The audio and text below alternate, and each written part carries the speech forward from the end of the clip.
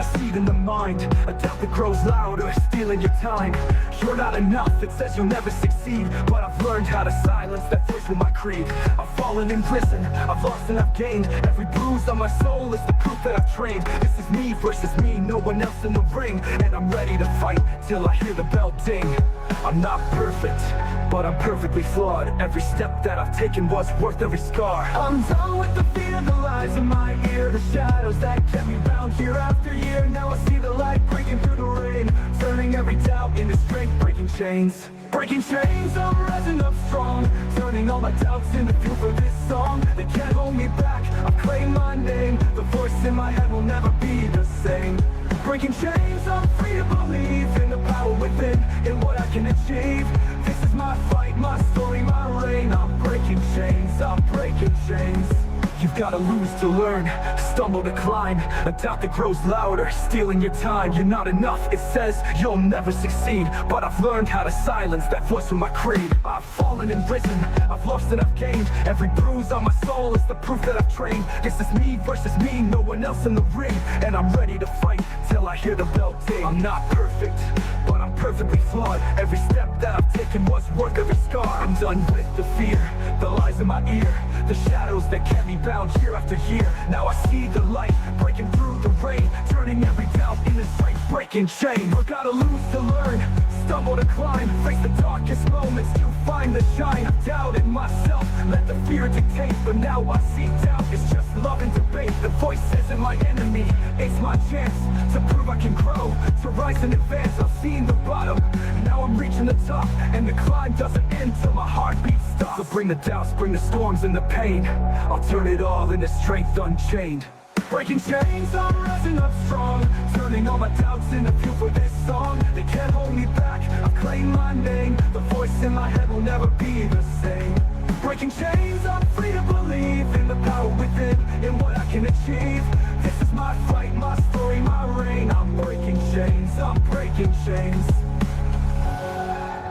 You've gotta lose to learn, starts within.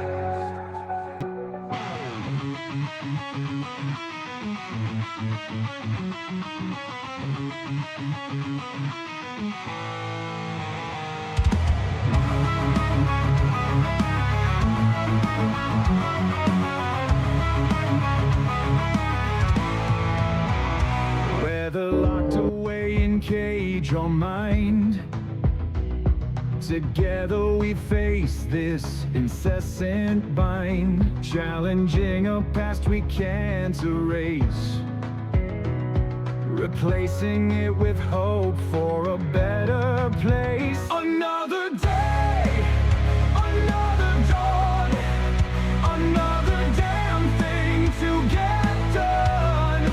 Far from home, we still toil away, looking back somewhere we cannot stay, breaking the chains we cannot see. We'll either be damned or we'll be free. Oh,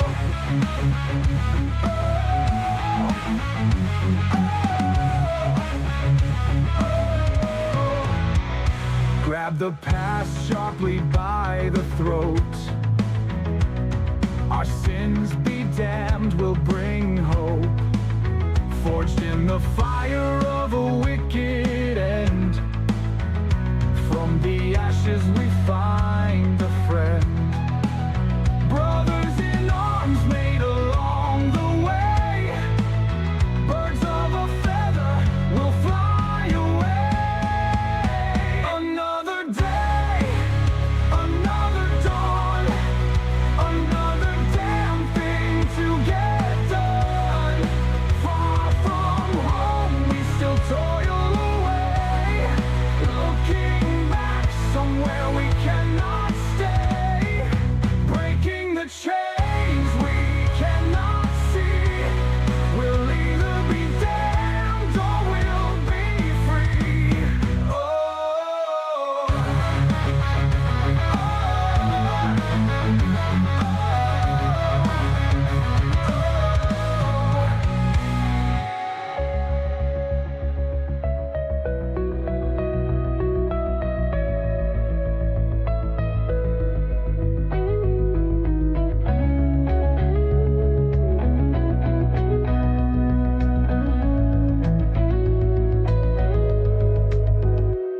What has passed is done and gone.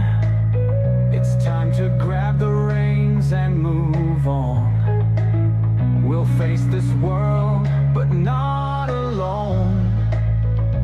This new family is now my home. The day is done, so I lay down my head. Who can say what's up ahead? It doesn't matter, nothing's set in stone. And whatever may come, I'm not alone. Another day, another dawn, another damn thing to get done. Far from home, we still toil away, looking back somewhere we cannot stay, breaking the chains we cannot see. We'll either be damned or we'll be free. Oh.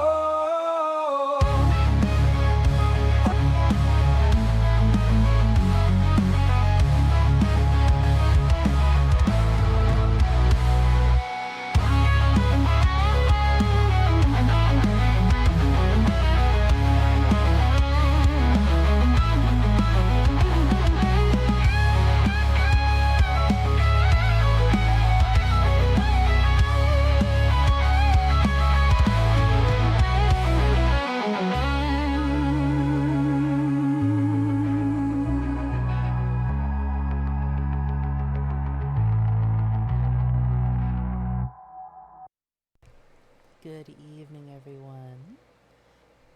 Bear with me, I am still sick and still trying to kick whatever it is that's gotten a hold of me. But while we're at it,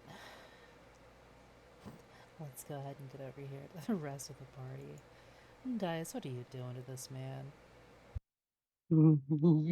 Well, at one point they all started quacking, and then someone defecated their bowels in a reverb level.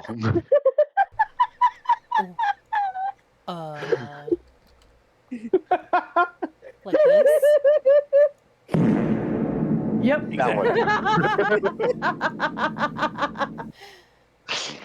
Trying to screw me up before getting in the stream. They almost got me, I'll admit. Welcome back, everybody. So, Hello. what's, shall we go ahead and get on? And get to it. All right. So, last time, the party found themselves in an intense situation as Jalaris Sullen, the mastermind behind Six's rough past, appeared at Magistrate Pharaoh's gala honoring the Broken Chains for their recent achievements. With some quick thinking and even quicker action, the party worked together and were able to smuggle Six from the event, but not without discovering an anti-magic field was surrounding both Jalaris and the Opal Magistrate. The next day, the party took time to relax and unwind from the tension of the previous night. Ruby took time to help Iris work on her grasp of the sending spell, and while Six worked on her whittling skills with the help of Liz. I saw that, Liz. We were both thinking it. Later in the evening, the party was summoned by Magistrate Farah and Verdant Lord Thorold to meet at the West Gate to bid farewell to Iris's villagers as they were heading back to Rembark's Rest to begin rebuilding their home. Six and Vale stayed at the tavern while all of this was going on and found themselves in a rough patch. As Six was packing up her whittling supplies, BB was polymorphed into a mouse by a hooded one-horned man and disposed of out of the nearby window. With this, he revealed himself to be Six's long-lost adopted brother Fingers, who didn't hesitate to speak his mind. We now rejoin our heroes as they return to an overturned tavern with an incapacitated Six being hauled away by the teeming legion. Okay. First, I'd like to head to intercept the teeming legion who are hauling Six away. Mm-hmm. But as I'm walking away, I'm going to throw back, Ruby, would you please handle the tavern, please? And just continue. Sure thing.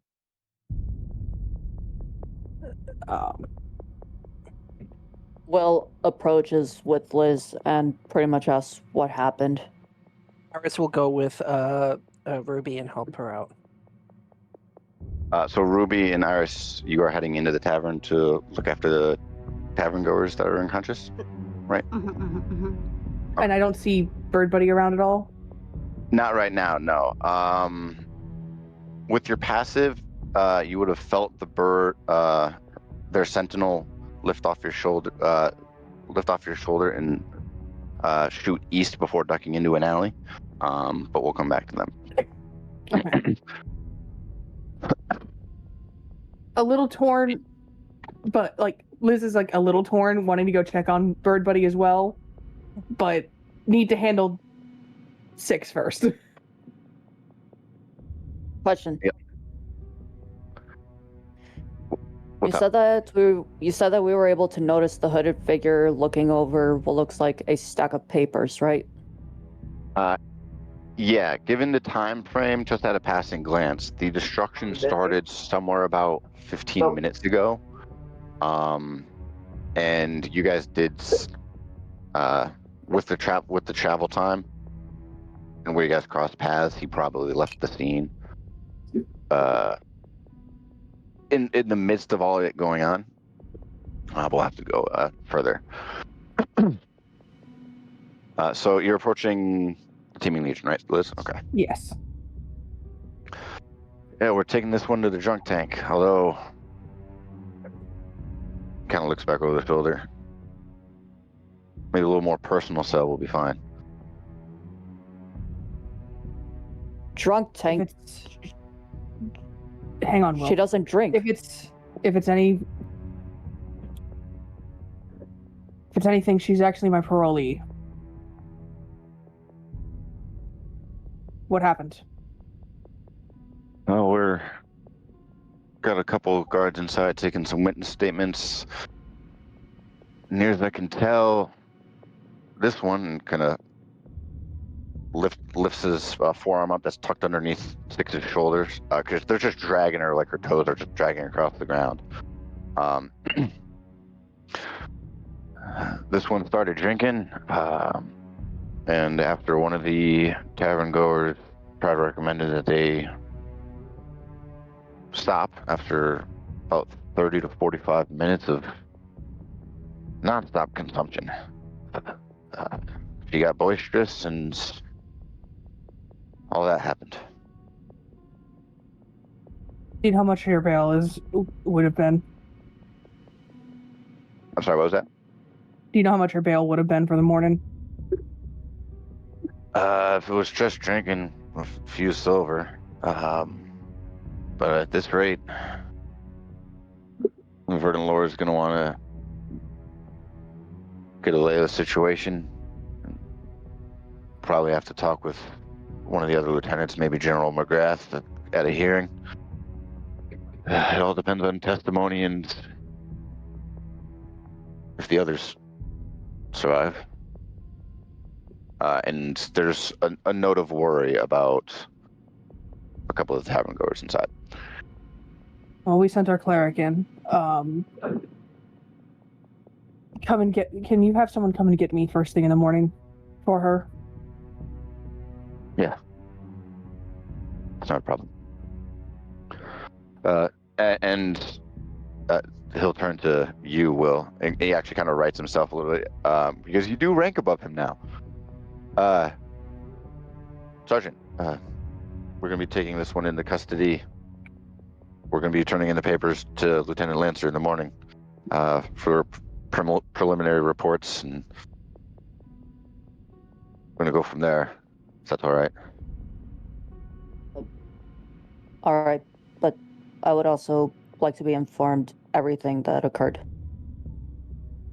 We'll have a copy sent to you in the morning when we send for this one. He kind of thumbs over to Liz. He nods. All right. Have a good rest of the evening, sir. And very how do I put this? Not necessarily uncaringly or unconcernedly, but sticks his muscle on a human body. So the two of them just kind of drag Sticks eastward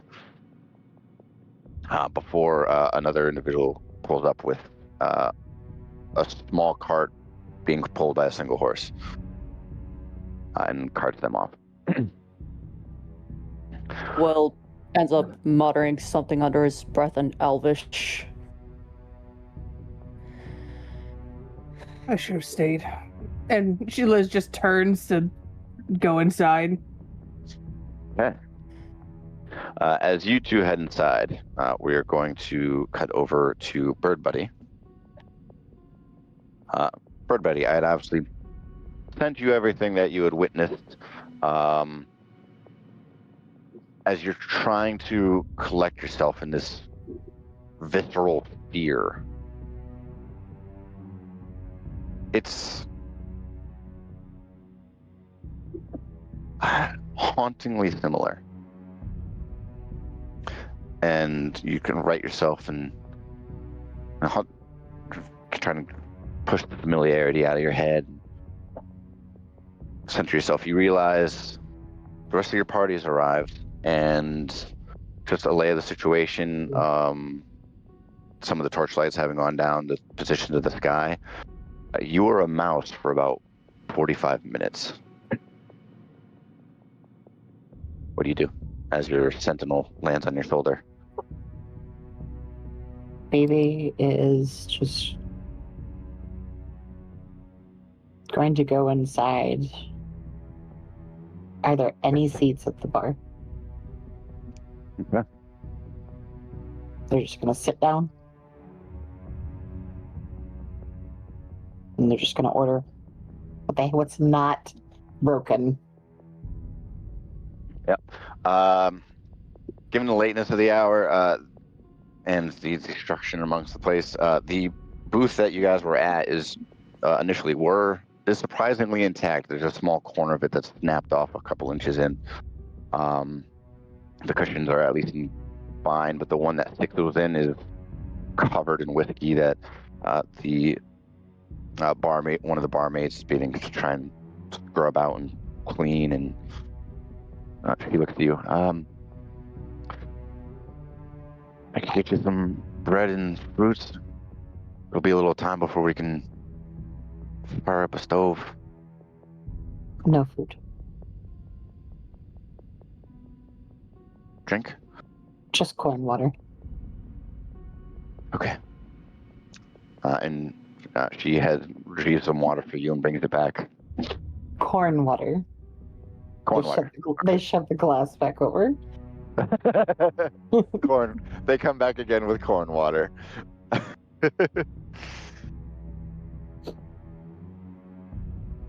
Is it amber-colored corn water? I don't know what normal corn water looks like, so use your imagination. Spicy corn water. It's whiskey, Pringle.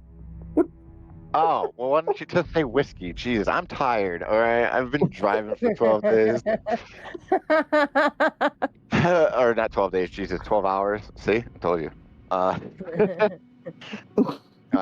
So you get your... it's... Given that you had seen one of the tavern goers pitched over the bar into the display rack that has the higher end stuff, she does come back with a really, at best, mid whiskey that would probably taste a little better the more drunk you get, but it's definitely not the best. And it handed down in front of you, puts on the table. Well, I know you guys had your rooms. Obviously, we'll be closing the common area down once the guards finish up what they have to do. But we'll have breakfast in the morning ready. Maybe just nods and kind of looks over to where the engagement happened. No. Go ahead and give me a perception check. Making me roll for perception. Whoa, Yep. Well, you just had a drink. that's fair enough. Yeah, Just had a drink, and with what you witnessed, you're kind of out of it. fair enough. Perception is a plus 11, so that'd be a 18 plus 11. 29. 29. At a passing glance, you see your party members have shown up, and Iris and Ruby are beginning to tend to a couple of tavern owners, not the tavern owners, but tavern goers. You would see Thorlo, the lizard folk man that runs the place. He's getting patched up near where the collar meets the neck from a piece of stray glass that had been blasted off the wall into his shoulder blade.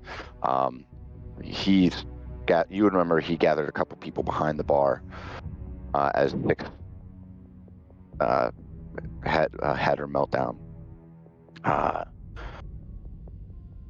Even at a passing glance, without a medicine check, the tavern goers are at least, they're not like you're not going to have to finish their story tonight. They with a little bit of care, varying cases here and there, they are going to make it. But as you see the carnage, just the glass, broken wood, you remember the sounds that you remember as a kid. There's a little hatchling, and you just take a sip, ignore everything, and where do you go from there? Are you just gonna sit tight? Baby ain't just taking no sip. Well, sip into a human-sized sip, so a gulp for Birdbody. Big gulp.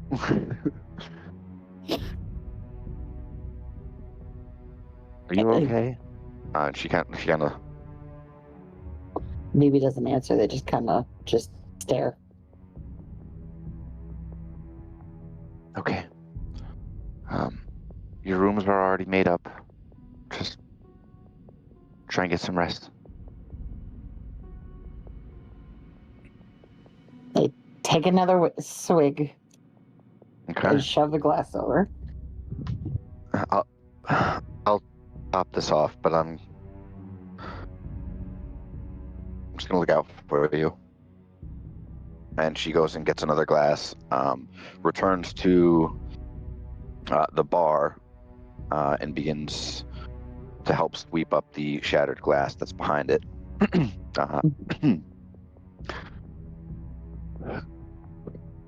Iris and Ruby.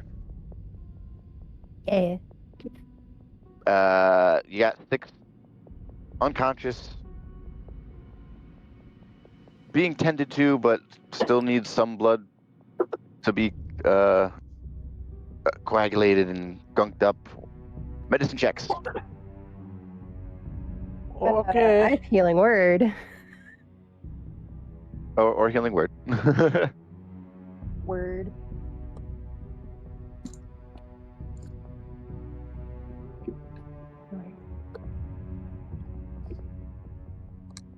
Oh, Iris, have a bless as well. There you go. I get a blaze. You get a blaze. All right. Medicine.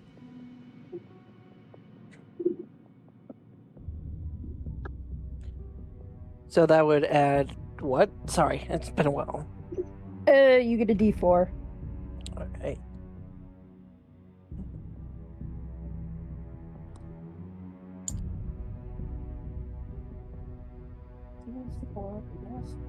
That's a A natural 23. Nice. Nice. Alright. Apparently, it's not the first bar fight I'd had to help clean up. Yeah. So I went ahead and did a medicine check and a roll for healing word, because word. Alright. I just gotta pull it real quick. Give me a second. Okay. So the people who needed to heal word, they all get 6 points back. So there you go. And then for the medicine check, I have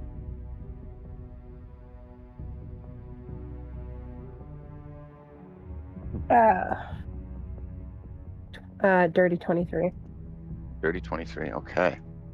So for your medicine checks, the two of you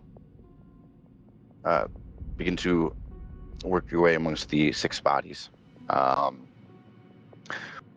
Iris, with your heightened sense of smell, even with the pools of blood, you can see that one of the medics from the Teeming Legion is working on an individual, and as you look at them, you can see that their knee is bent, but not the way it should be. It looks like their shoulder is dislocated. As you go over to help, you see the blood spewing out from, pouring out from the knee.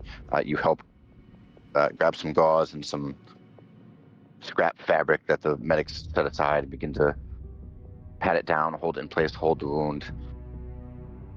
As you get into the position to get, so for the medic to get around to his foot, you hear the cracking of bone, and the rag gets a little damper as they set the knee back in place temporarily, before he begins to set up a splint. And as he's doing that, you kind of move over the shoulder, take a quick moment, pop their shoulder back into place. Something that you've done to yourself multiple occasions. So it's very easy to find the socket. Ruby, with your medicine check, you see Iris and the medic are already on that. The other excuse me. The other 4 tavern goers probably caught the tail end of the fight. They're not as roughed up as him.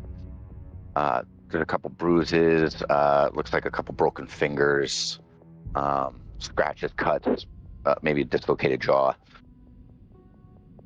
It's the figure that you go up to and to start using healing word on as you're going through the group that was clearly the worst off.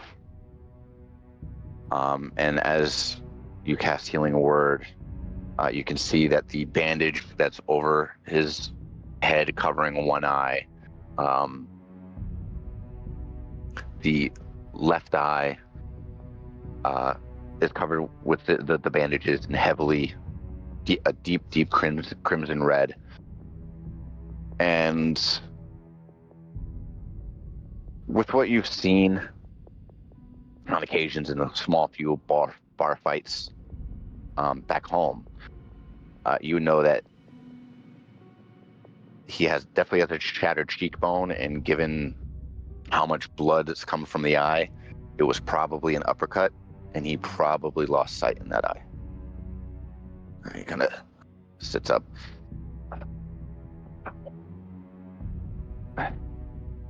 You're nicer. Magic touch. Feeling better? Yeah, I'm okay.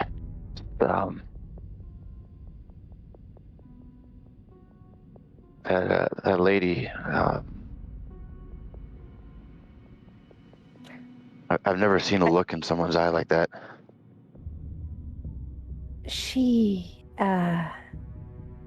is dealing with a lot currently.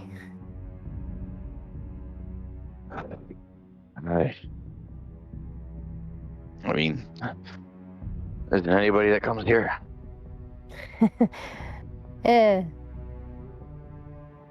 More than anything that you and I probably go through, but need anything else that I can try and aid you with?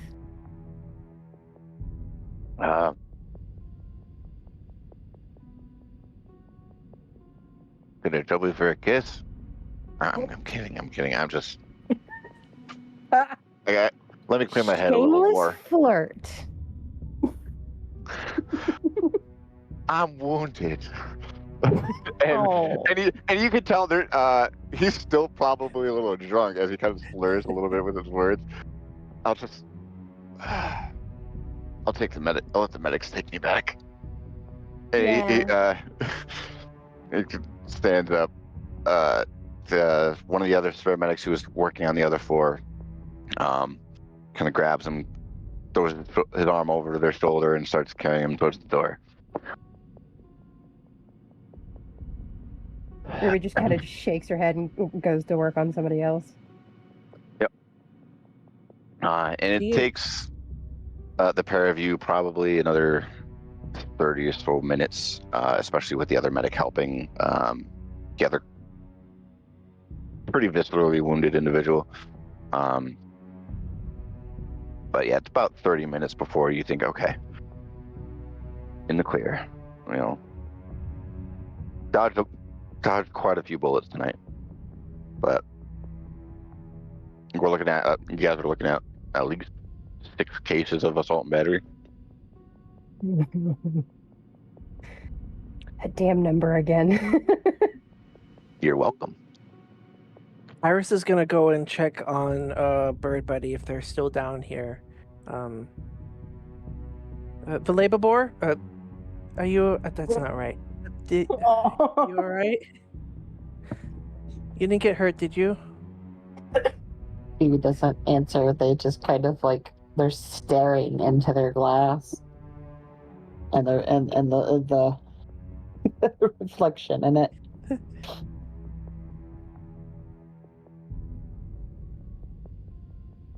They don't answer at all. Please tell me Liz heard that. Yeah. I mean, aside from the sounds of sweeping glass and a couple footsteps and like minor. That I was in after talking to the people, like that we had gotten in by this point. No, you're all in the tavern now. Six is the only one not here. Draconic's not one of her normal her languages. You know, she's gonna struggle with it. But Iris is gonna wrap her in a soft, gentle hug. Maybe doesn't respond. They're just kind of letting Iris do her thing. Liz stops by to like just place a comforting hand on Velagevor's shoulder for a moment, but gotta go take a lay of the land. Liz is just going wherever she can help a little bit, help clean up, help start cooking if needed. Mm-hmm. Yep. Will is just taking in everything, piecing together in his mind what could have went down based on the events that he heard. Go ahead and give me an investigation check. Well, good thing investigation is one of my highest numbered skills. Nice. Liz, you'd probably spend a little bit of time sweeping. Like the barmaid said, you would have found out that the stoves are going to be closed or shut down for the night, to prioritize cleaning up the common area. Mm-hmm. Natural 29. Natural 29.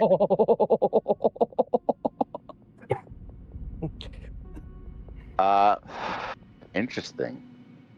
So as you're... Cue the Sherlock Holmes music. I'm going to actually send you something, but let me summarize everything else first. Okay.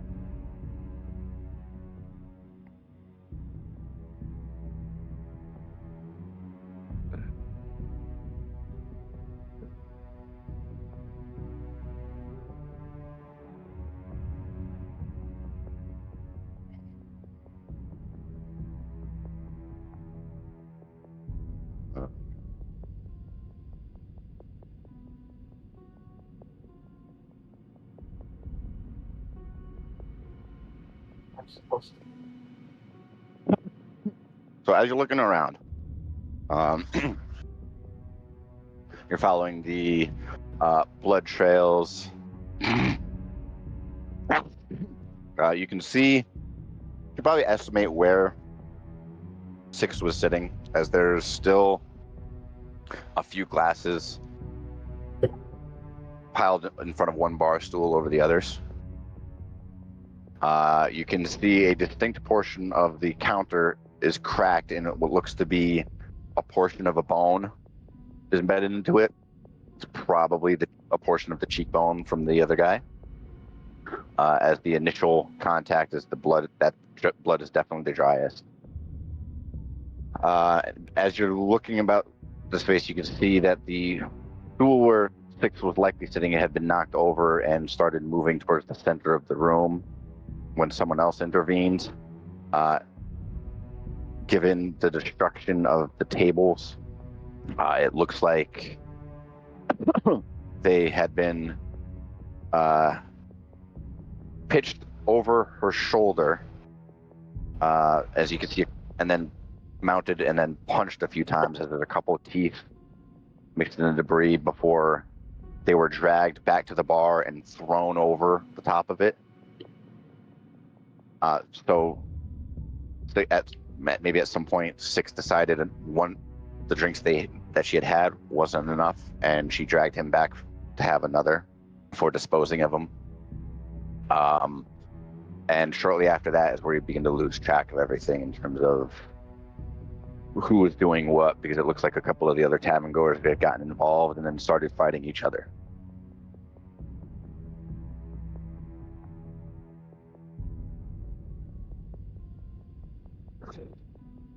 The gods.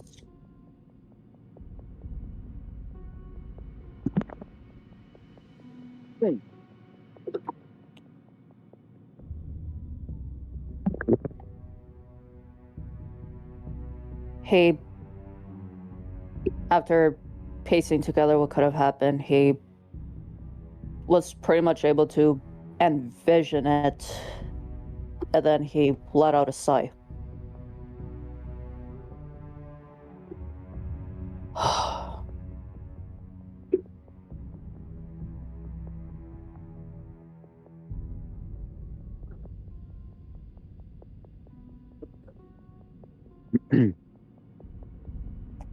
I don't know what's worse. Us not being here to stop it, or being lucky enough not to be involved.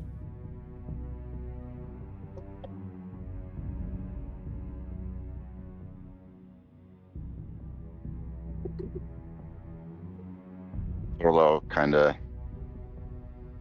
you kind of make eye contact with him as you're just kind of staring at where the body made contact up against the glass display case behind the bar.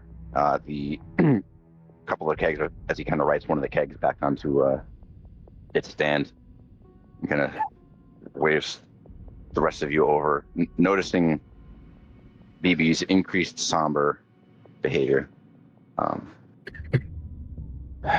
Frankly, I feel lucky that I only got this. And he kind of rolls his right shoulder where the bandage had been applied. It got dangerously close to the throat sac that connects his jaw to his collarbone. Yeah.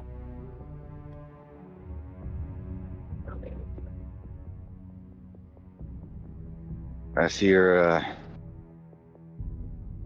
friend over there has a drink. The rest of you want any before bed? I'm good. I've had enough drinking for the week. Even as concerned as she is, Iris there's a little peek of a smirk at that, but she more goes back to worrying about Bird Bunny. Well, then takes out 50 gold and places it on the table for the damages. And any bottles you lost during that brawl. Well, this will cover the bottles. Ruby will pull out don't And he Another kind of raises 20. his hand. Don't. I won't need it. I've got some money stashed away. Your friend, if she's lucky, will have to pay a hefty fine. All of you might have to. I know how close you all are. You might need your help. She has it.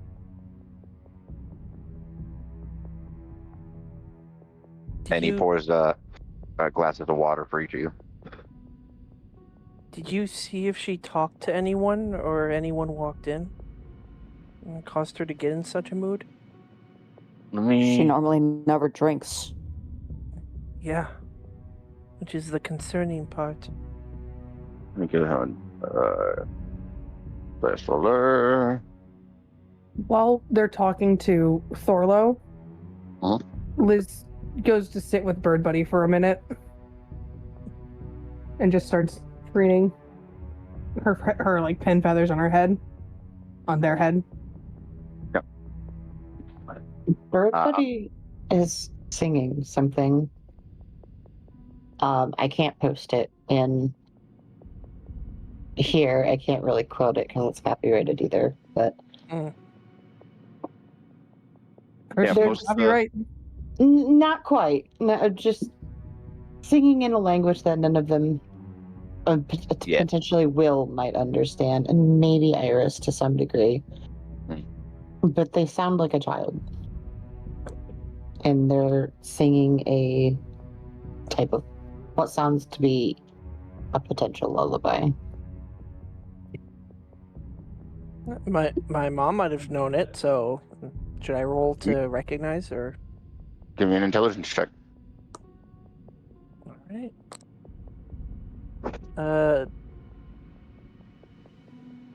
30-20. 30-20. It's definitely a lullaby. Well, it's not one you distinctly remember. You would remember that through the different lullabies that your mother had sung you, that there was one that even she wouldn't sing, because it's a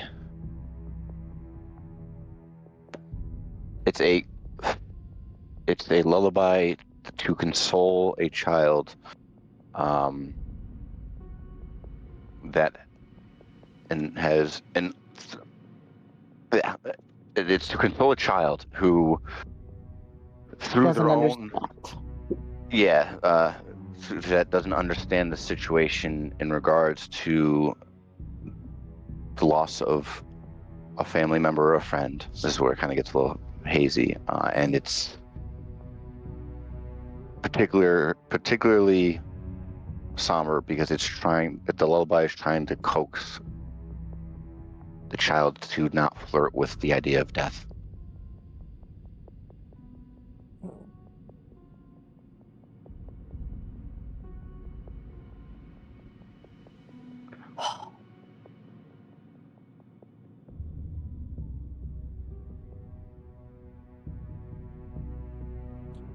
All right.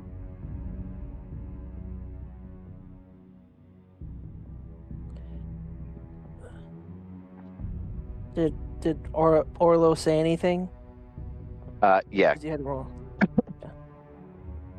Coming back to you guys, I gave him a perception check.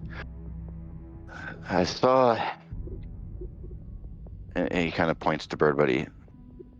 They were sitting with Six, but I guess they had stepped up from the booth to do something, and then because this other person showed up, they kind of looked tiefling. I didn't get a good look, but they talked for about 5 minutes. Your friend started crying, and then he left holding some parchment. And when your friend came up to the bar, she was, after a few drinks, she was kind of mumbling about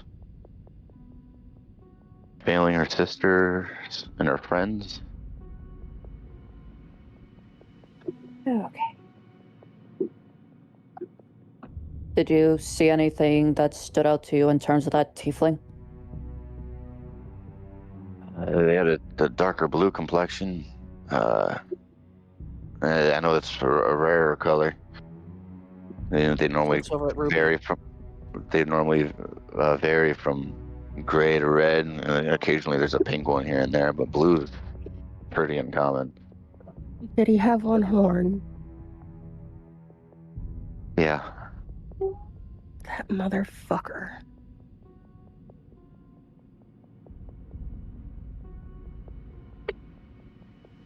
Liz is half listening to all of this.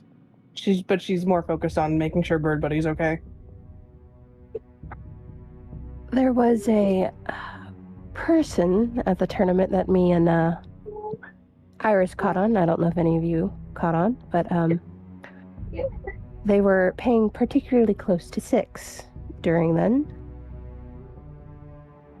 I'll show you what they all look like later on, if you wish, but regardless, I don't know what their connection is, but he does seem to know 6 intimately.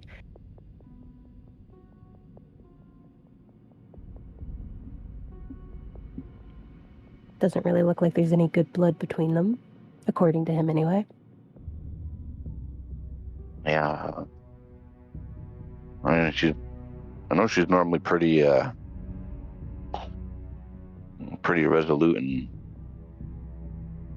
kind of stone faced. To see her like that, it even hurt me. But I'm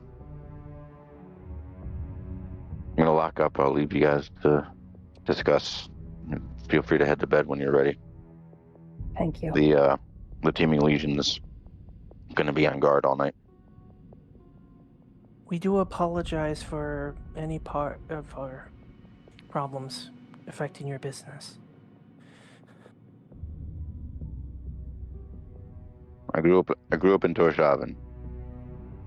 This is pretty common.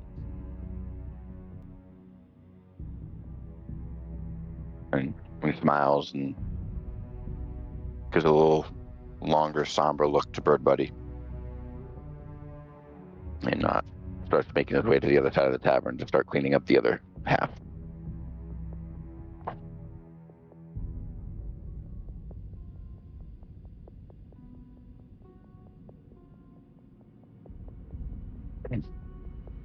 So what's the news on 6? When can we get her out?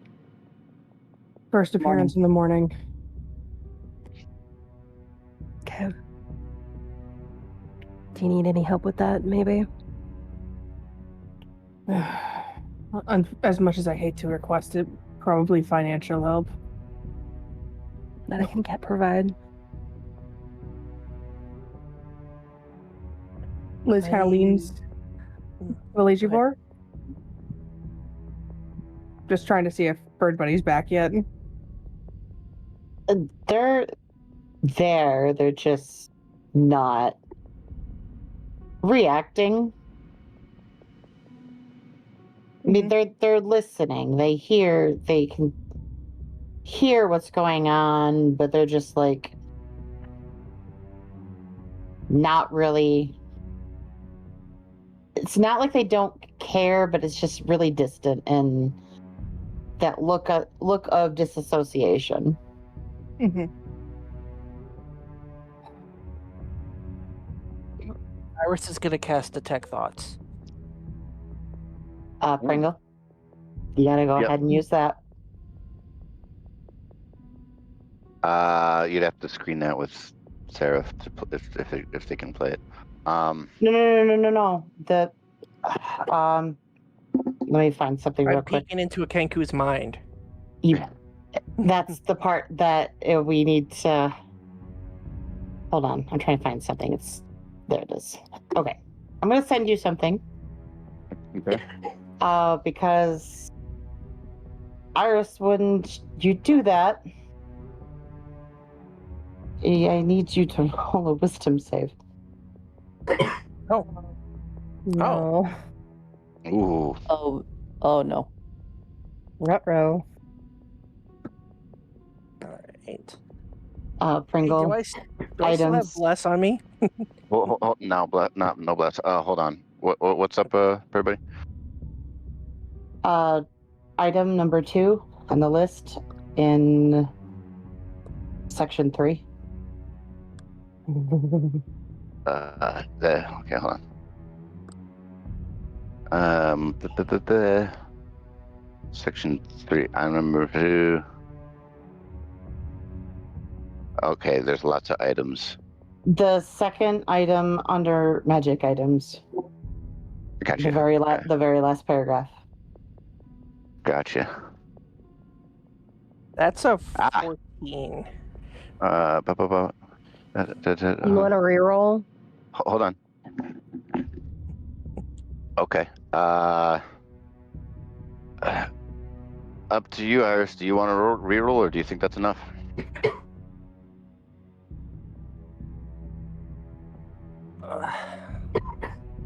So, I don't know the ruling on this one, but I do have an ability that allows me to use a point to reroll, but I'll take Ruby's reroll. Okay. Go ahead. Just do it. I can help you guys. I don't mind helping. All right. That's going to make it a dirty 20. Dirty 20. Then you just hear silence. Nothing at all. Mm-hmm. There's no images, no sounds. Just blank. Whoa.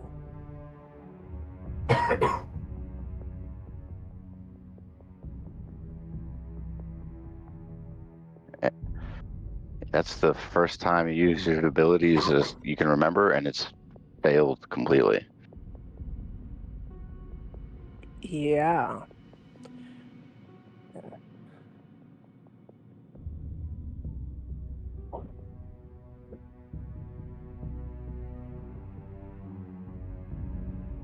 Iris slowly lets go and takes a step back.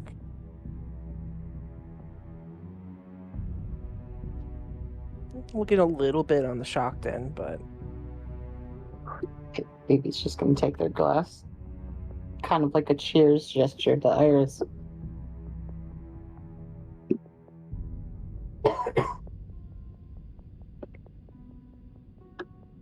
Okay. Do you guys have anything else? I do. What Kind you of. got? Like we discussed, I'm going to the temple. Liz isn't sleeping tonight. Okay. All right. So you're gonna willingly take a Yep. exhaustion point. All right. Yep. So as the rest of you guys bed down. What's up, Will?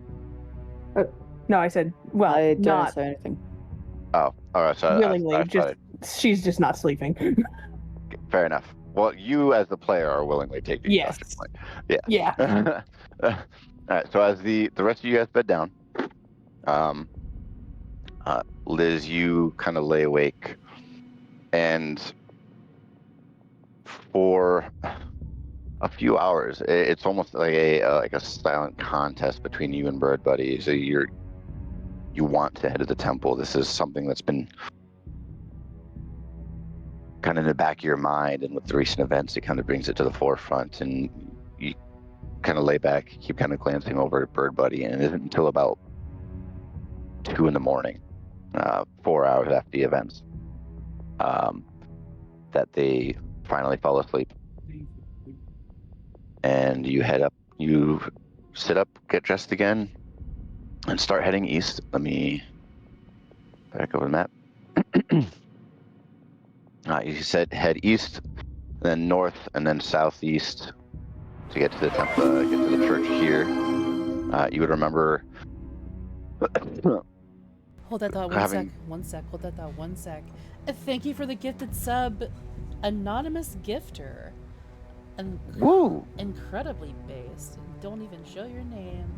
Really appreciate Like you. it. Thank you so much. As Oh, you, that's nice. yeah, Liz, as you approach You can feel the cool night air that's flowing northeast. Feels a bit warmer as summer's beginning to close in now that it's closer to beginning of May equivalent. You can look at this temple. It's fairly plain. I mean, it's got some ornate trimming into the stonework, polished stone brick.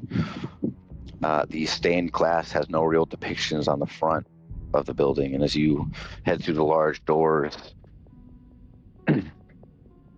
you see a priest at the far right corner, up late studying, maybe going over some scripture.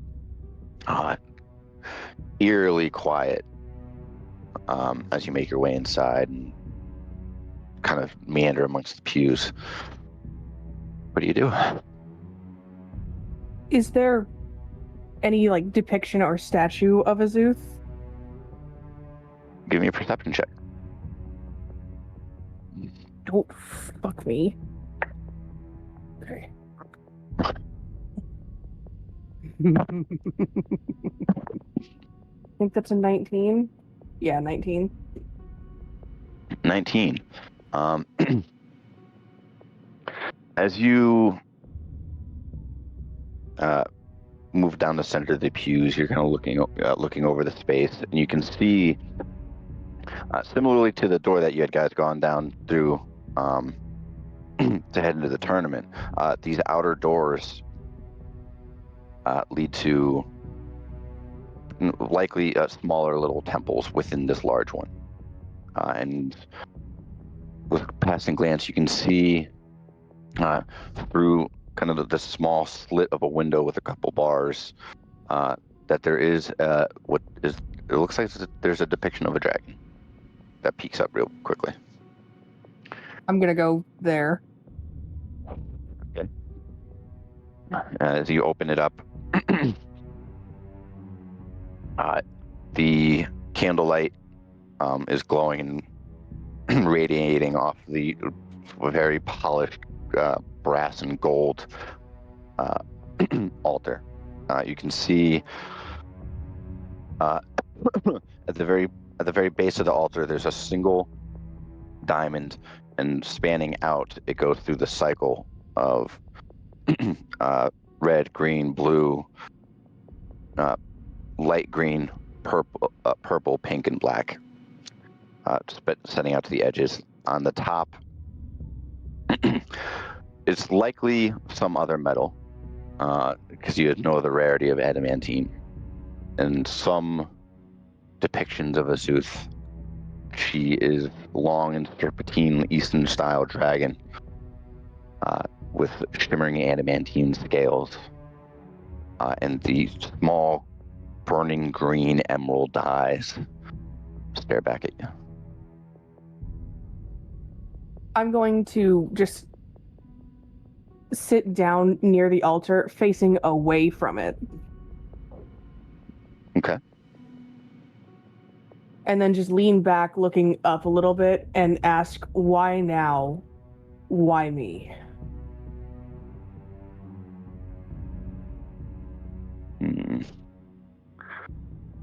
Give me a persuasion or religion check, either or. Okay.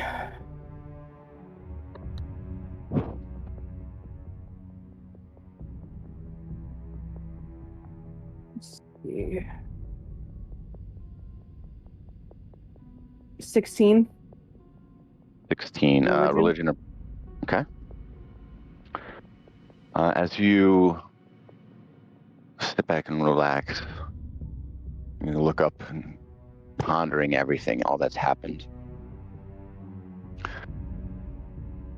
You think back to discussing the scriptures with your mentor in regards to those that champion Azuth's will, protectors of sanctified magic and the strength to stand above all else and against all else over in a way, it's a religious poem short story called The Day of Green Sun, where stepping above the guard that it can through conviction alone, stepping out of the guard through conviction alone can hold a candle to the strength of the magistrates with knowledge, wisdom, strength, conviction, faith, charm, and willpower. I need a wisdom save from you. Great. 17. 17 is not enough. Ugh. Wow. There is, as you kind of look into the emerald green eyes of the statue, maybe it's through delirious, this exhaustion setting in, they almost flicker against the candlelight. And you fall back. You're laying in darkness. There's small flecks of white light scattering the space. And you're laying in what feels like a large, shallow pond.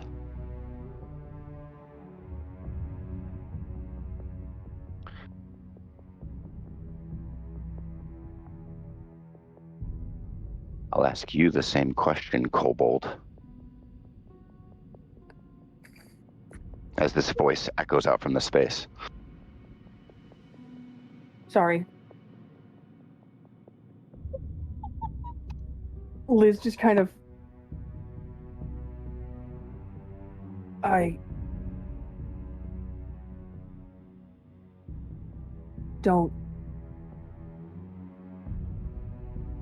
don't know who else to ask.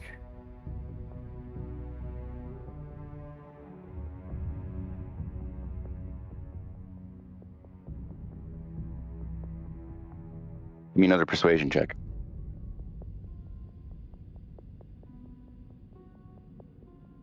That's a natural fucking 20, dude.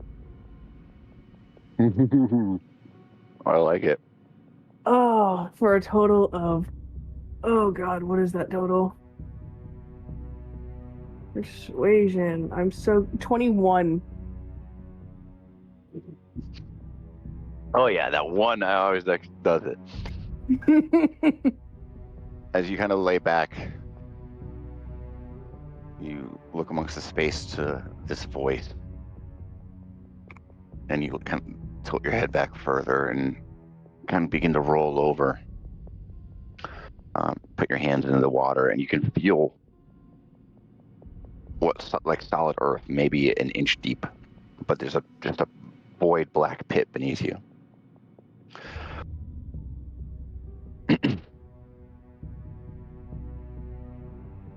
You don't know who to ask.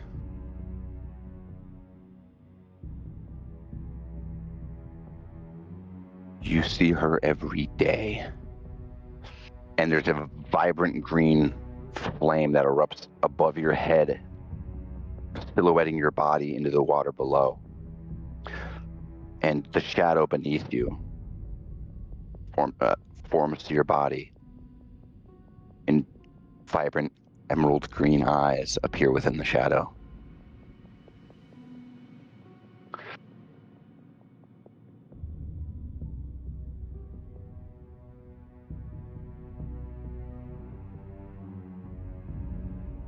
You ask me when you should be asking yourself, why did it take so long for you to have any sort of initiative?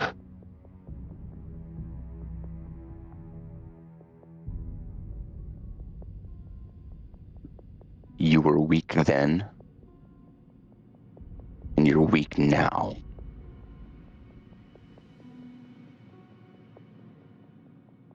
You know what they called you. And your vision turns vibrant green, and you're kneeling in front of Azuth's altar.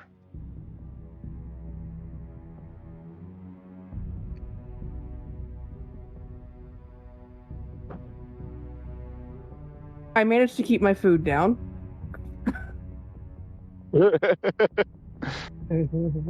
IRL or No. you know, IRL, not IRL, like 13 on the die.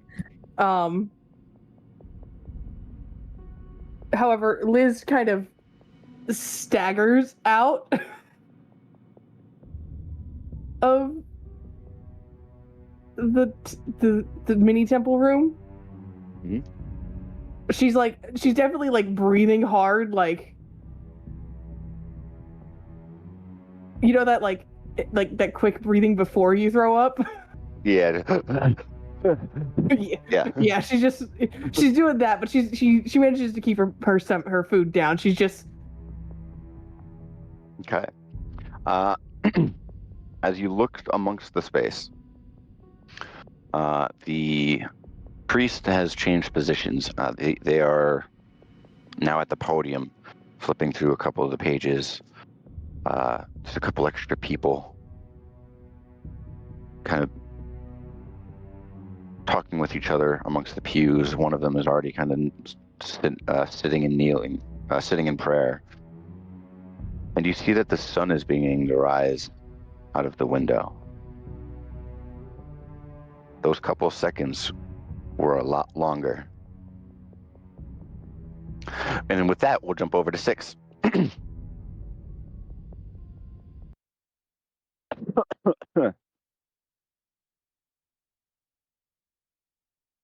6. The last thing you remember is a very vehement fingers berating you in a similar and familiar fashion. You remember wiping tears, walking up to the bar, staring at your reflection in front of you as you had begun to drink whatever you could get your hands on. Knock off 5 gold, by the way. And your eyes open. You are cold, definitely subterranean. There's a dampness in the air. You can feel rotted, wet wood. A little bit of a pillow and just a couple cushions. Peeking through the window as the sun rising is the window up above your head, small, barred, maybe a foot wide and 8 inches tall. At the very top near the ceiling, you look to your right, and you can see heavy iron bars. Further back, there's a much larger, bigger cell holding a few other junks. You were clearly separated from them. What do you do? So she's just gonna lay there for a second and slowly come to. And just bring a hand to her head. Oh, fuck.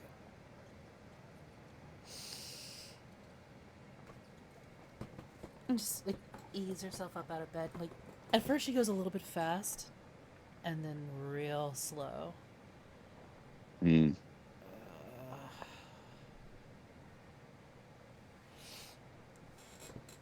And she'll get up, move to the door. Just kind of eye the other guys on the other side. And just check out the lock for a sec. And Give me an investigation. she'll run her hand over it. And kind of smell the residual odor of the metal.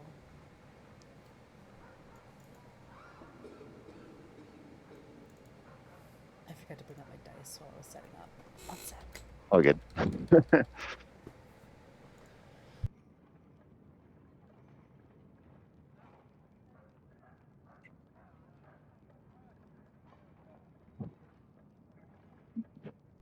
a 19 of investigation. 19. As you approach the interior, oh my god.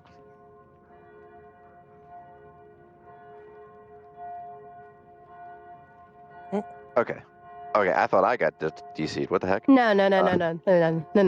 We're good. Okay, scared me, Liz. As you approach the cell, stereotypical, maybe at best, 8 feet wide, solid iron, a bit rusted. The brass, the metal around the lock is definitely newer, but the weather's already beginning to seep into it from the ocean breeze coming into the space. There's a couple other junks. One of them is kind of like mumbling them to himself. I did it again. She's gonna be so upset, and he's kind of tapping his forehead against the cell bar of the interior central cell. You kind of lean, and you can see there's a desk with a Teeming Legion member, kind of idly twiddling his thumbs. You can hear the tap of his metal boot against the stonework. You can see each cell on the exterior wall, wrapping around to yours, has a water bucket with water dripping into it from the ceiling, adding to whatever water they actually put in it. And you can see numbers 1, 2, 3, and you get the idea of the sequence when you get to your number and your cell. What do you do from here? Oh, where was the lock made? By the scent. Investigation? I already gave you that. No, yeah, based on your investigation. Ad Valoran. Okay. So I'll kind of give the door a quick rattle just to check it.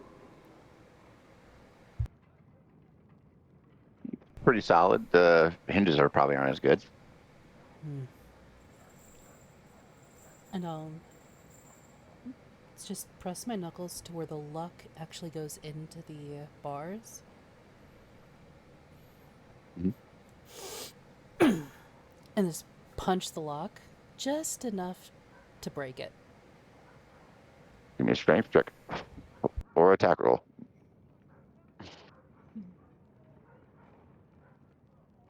You know what? I'll go with the attack roll.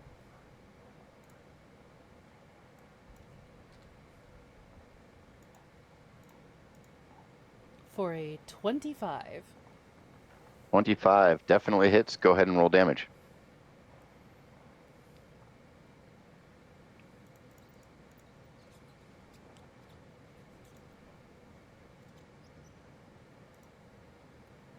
For 6 damage. 6 damage.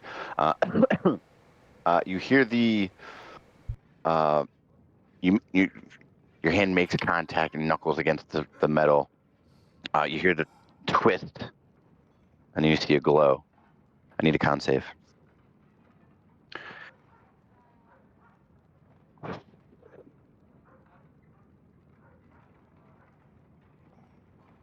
$16. 16.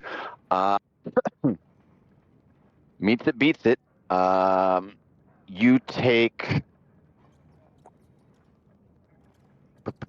Let me roll damage.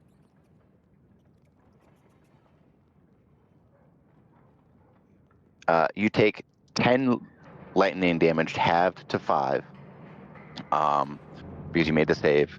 As electricity crackles up your arm, your whole arm goes numb and rigid, and kind of step back. And as you're trying to flex it, it takes a couple seconds for you to gain control of your arm again. And you can hear the teaming Legion guard. If you wanted water, you could have asked.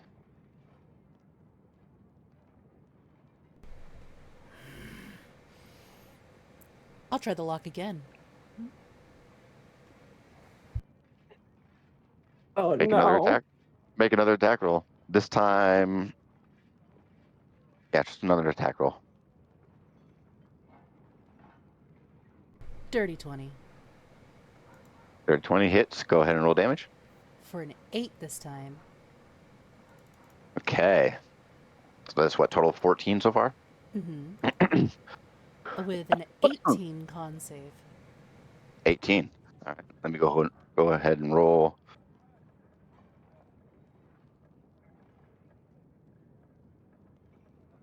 Another. That's, oh God, that's 3 5s. 15 halved to 8 lightning damage. As your arm goes numb again. It's right on the cusp of breaking.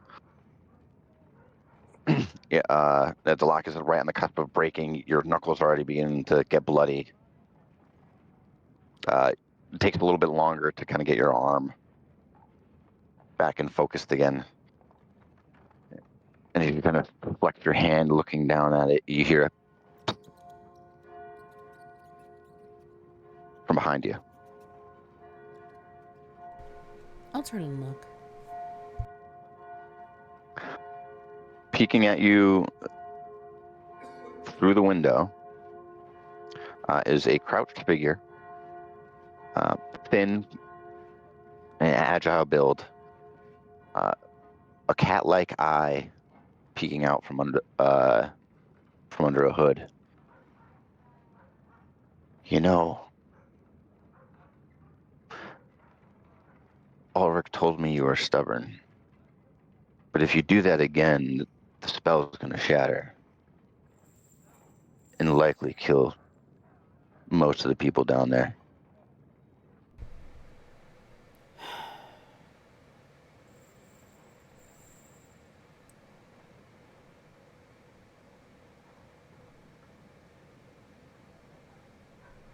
What do I care anymore?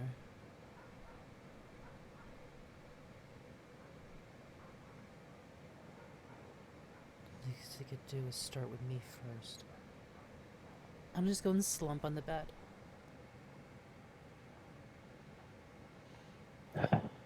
Guard. May I please Yeah. have some water? Yeah, sure. And you can hear Chad like a step away from the window. And as the guard approaches, the heavy clank of metal as he gets to the bucket. And something you're not familiar with, at least in terms of decorum.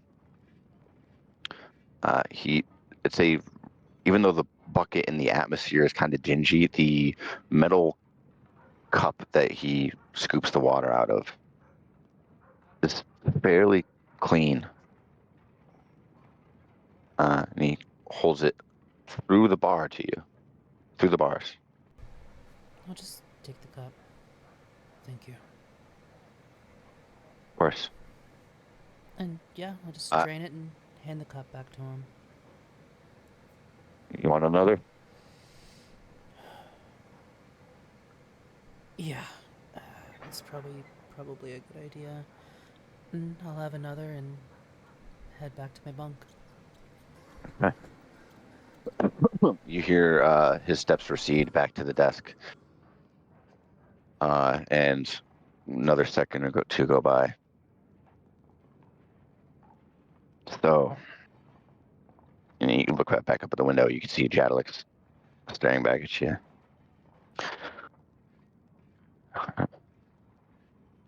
This is going to sound a bit far-fetched, but I know what you're going through.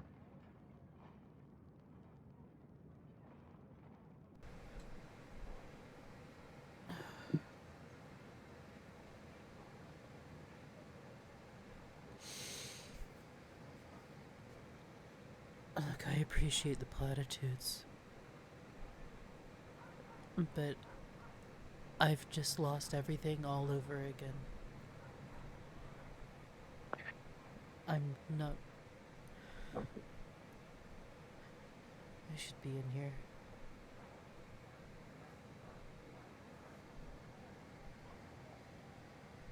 How many people did Give I her hurt? an insight check real quick. Jadalix, you sly bitch. She kind of looks you over. Well, I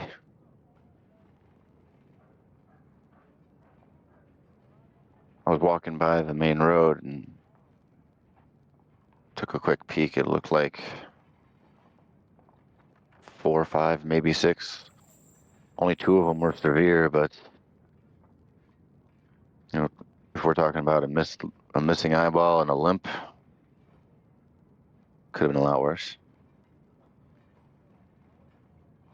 God damn it. Yeah. I have no words.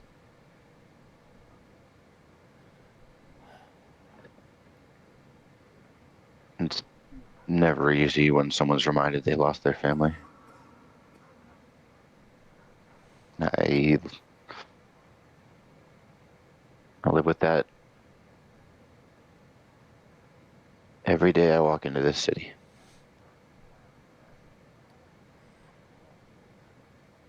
Yeah, but was it your fault?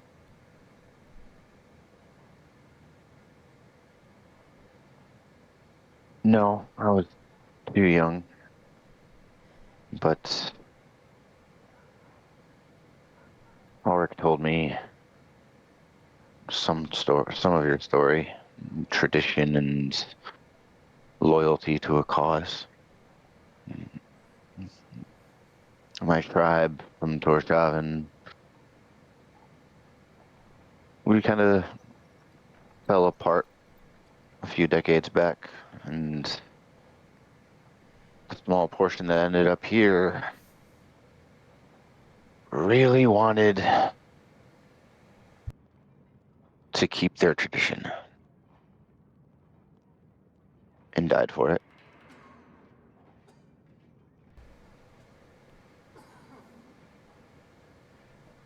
Sorry for your loss. For what? Okay.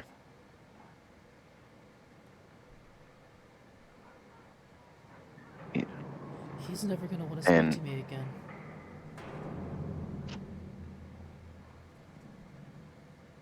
All I did last night was prove him right.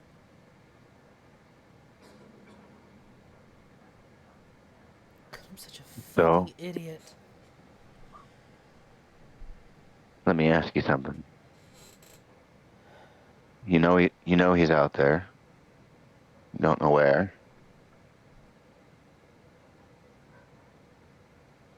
But what do you think you would rather see? He told me what he'd want You, to see. He wants to see me rot in this hole.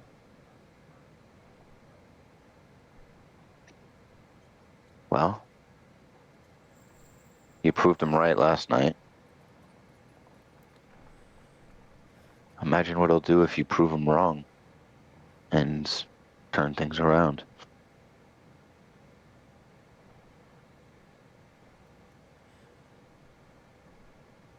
Because I gotta tell you, I live my life proving my tribekin wrong every day. I've adapted, and I've Please, gotten a new tribe because of it. please don't give me hope.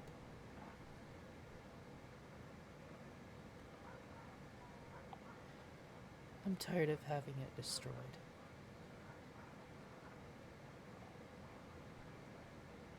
That's the thing. Only you can decide if you have it. And as she kind of kneels down, she kind of sticks her hand through the window. And out of her hand hangs your jackal's tooth necklace. take it.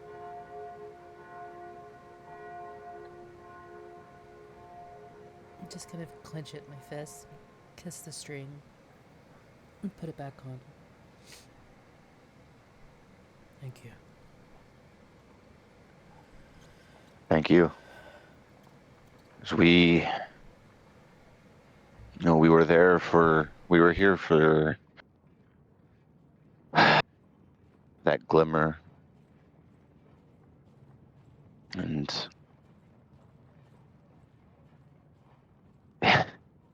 I really wish I could have seen the look on Ulrich's face underneath his mask when you stepped out of that cart. You say you don't want hope. We're just returning what you gave us.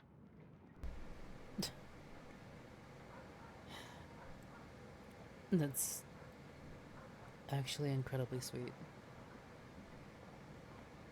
I don't know how I could give anyone hope. All I give anybody is fear, bruises, broken bones, trauma, death. To be frank, that's exactly why you give us hope. I don't know why I've never met any of the other members from Stonegate or Bellius.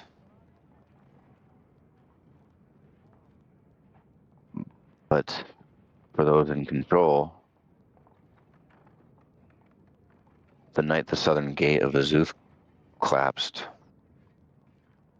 and the lies behind it, and what led to your family,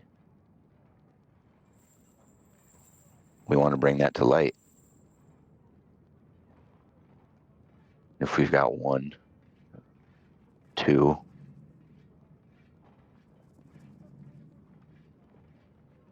we got people to fight, and we've got people to fight for. Not gonna do much fighting from behind these bars, though, so chances are Red's on our way right now. Well, and she kind of stands up, looks to the sunlight, looks to you. There's a little bit of a smile, and kind of peeks from her shadowed form. I'll tell you what. You behave. Try and make peace with what happens, and at least get out of here peacefully. I'll tell you the rest of my story. My name is Nimble. Nice to meet you, Nimble. Most people call me Six. Family called me Vicky. What would you prefer I call you? Until I have my family back, probably just stick with Six. I gotcha. And she steps away and turns, and with a quick step, there's a little bit of cheekiness as she was blocking the sun as you just get blasted with sunlight. Ah, son of a bitch!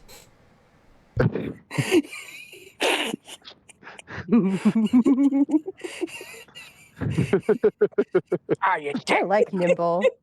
I like her. With that, Red, I'm assuming you're running all the way back to the tavern to collect your friends and the information that you all wanted, right? Ruby's going. Run is a strong word for it. hastily I'm stumble? exhausted. Hastily stumbling. I'm exhausted and had that wonderful experience. If anybody's if anybody's in, like, you know, like when you lean on a door and you use your entire body to just open the door? Mm-hmm. Oh, yeah. That's no, Liz. that Yeah, so the rest of you, as you've kind of gathered in the common area, there's a lot more space for dancing. As the door kind of opens, you can see Liz, who kind of staggers in like she's the one that drank Six's alcohol, as she's kind of like slightly slumped against the door. Liz, you can see a small manila folders kind of sitting at the table where they're all gathered. So you likely missed the drop off.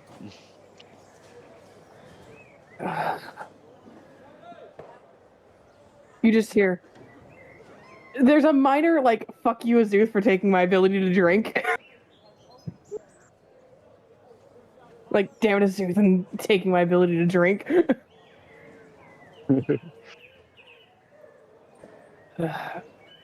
What did I miss? Private's ended up showing up to draw up off the folder. I already looked through it. Alright. It's all yours. I've been helping repair some of the chairs.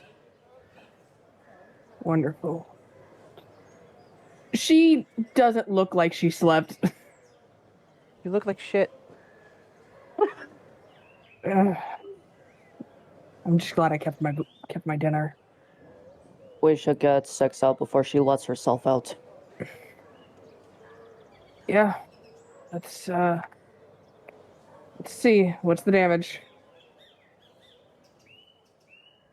I'm gonna What, flip for through food? the. No, the. Oh. Liz Price isn't tag. eating. If there's coffee available, she's drinking that, but food. Yep. All right. So are you just gonna going over the paperwork real quick? Yeah. That's it. All right. You can flip it open. And sure enough, there is a summary of the events through different witness accounts, corroborating what the guard had said. Let me actually give each of them a roll.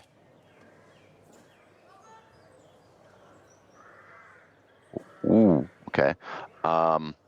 There was a brief note through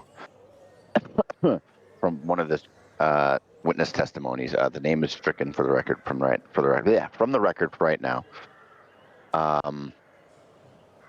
That Maybe Pringle doesn't want to tell us. He doesn't want to come up with a name. maybe. Eve.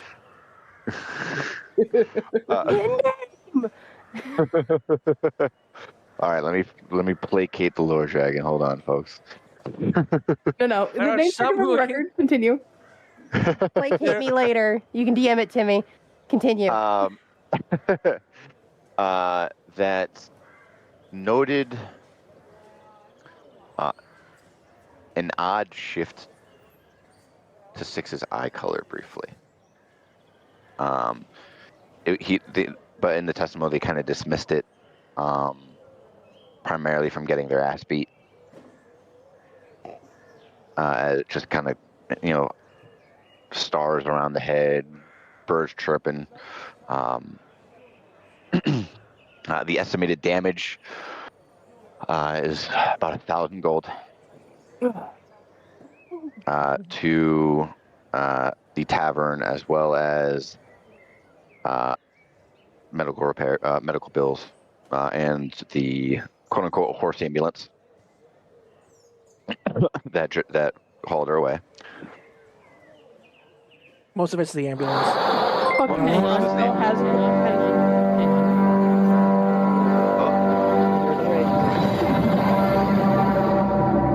Coven Trio, thank you for the raid. Welcome in, everybody. I am Shuck and Seraph, your gaming mutual and survival mom. Tonight we're playing D&D, and my party has to bail me out of jail. Hi. Someone decided to have one hell of a bender. Yeah. Yeah, so did that guy's knee. I messed up. Oh. I messed up. I messed up bad. Hold the stretch for about 30 to 60 seconds. 1,000 gold worth of damage? Yeah, you did. Thank you for the stretch. So just as a reminder, please be sure to try and keep the redeems to a minimum, as our note taker does watch back, and Hi. the note taker gets scared easily. She's a skittish little rabbit. Girl. I'm As She speaks truth, Ruby. As she watches back on the streams to take notes, and yeah, she's not ready for the redeemed, and it spooks her.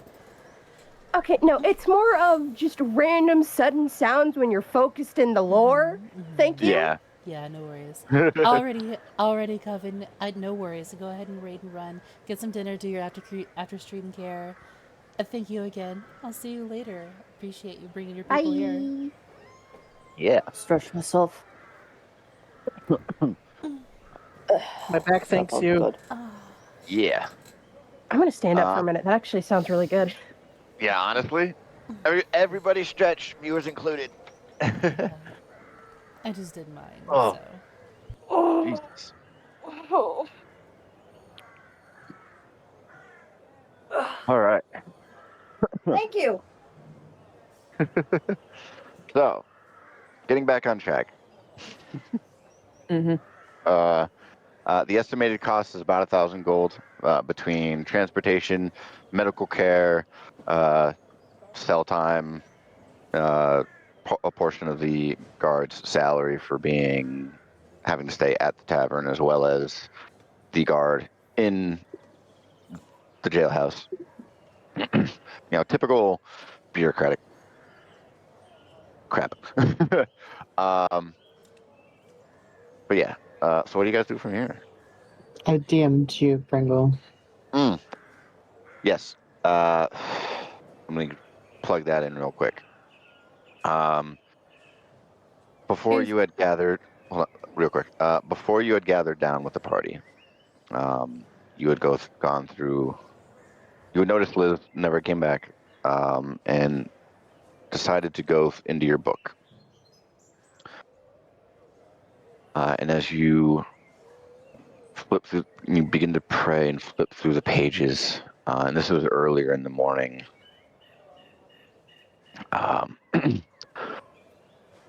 The pages fell on the tale of the Avenger. It's a story of seeking retribution through different ways for different reasons. It's a couple different collages of stories mishmashed together. But the image is what appears again. The half draconic face, long, slender, horn reaching up to one side, and it almost makes you shudder, reminding you of seeing fingers.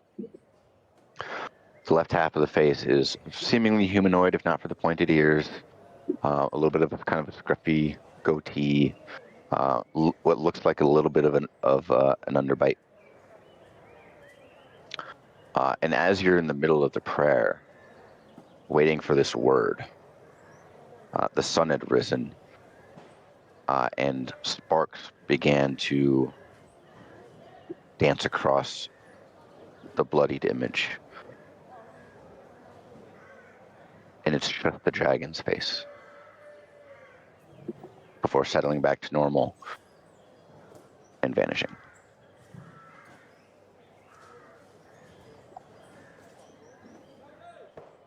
But you do have that buff for the next 24 hours. Okay. All right. Heading to the barracks in the jailhouse, yeah? Iris is actually going to go a different path because she knows the others handle it. She's going to go to the alchemist. And Are you going to stop? See what if she can help with something. Okay, you're just going to take some time and let the rest of the party handle it?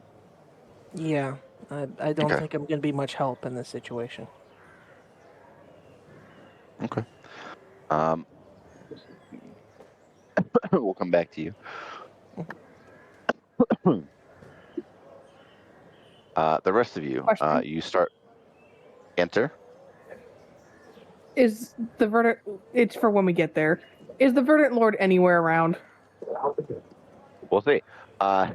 Great. Um, as you guys start making your way east, you can see, and this is an odd sensation for you, Will, and Iris, you probably would have picked up on this too as you're kind of making your way through to the alchemist shop. There's extra attention on you guys, but not in the way you're used to. You had just had the gala where you were celebrated for your recent achievements, both here, out into the farms, and out in Renmark's Rest. And as you kind of pass these guards, there's a little bit of attention to their hands around their weapons, or getting hovering close. But as you make your way up the back steps, through the hall, up the oak steps leading up to the second floor, waiting for you all at about 8 o'clock now is Verdant Lord Thorold.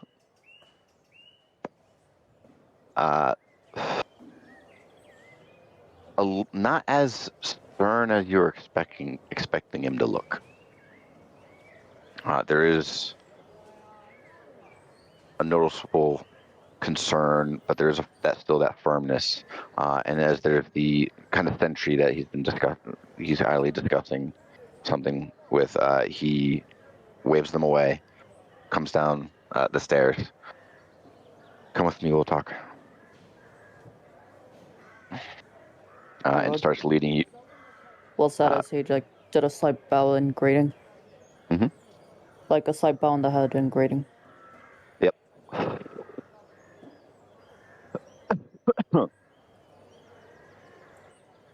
So as you would recognize this as you guys are heading towards the steps leading down to the lower chambers, heading down the hall that leads there. Well, this certainly has been an eventful few days, more so than the last few weeks. Mm-hmm.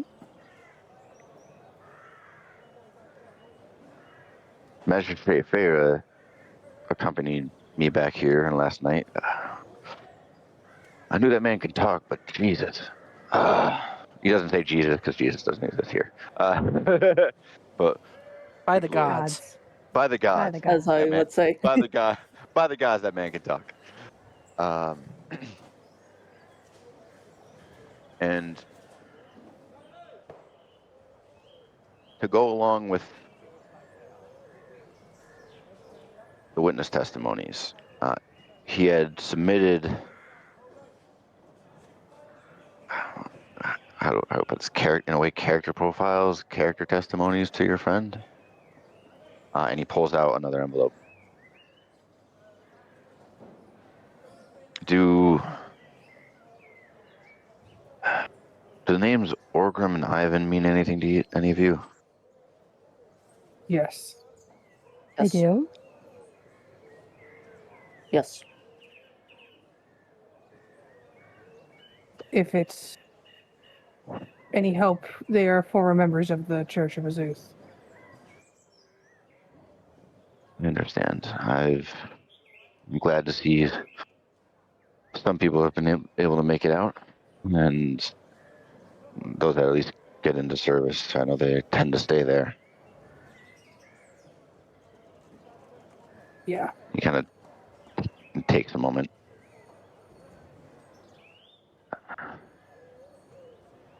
They were kind of vague, but the words that kind of caught my eyes were the description of exceedingly troubled regarding your friend. Yes. He's had a rough life. That's an understatement.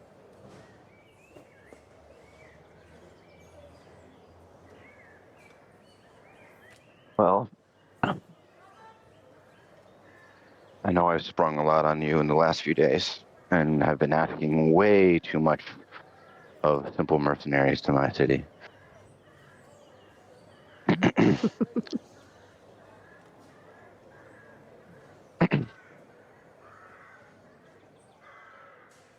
1 second.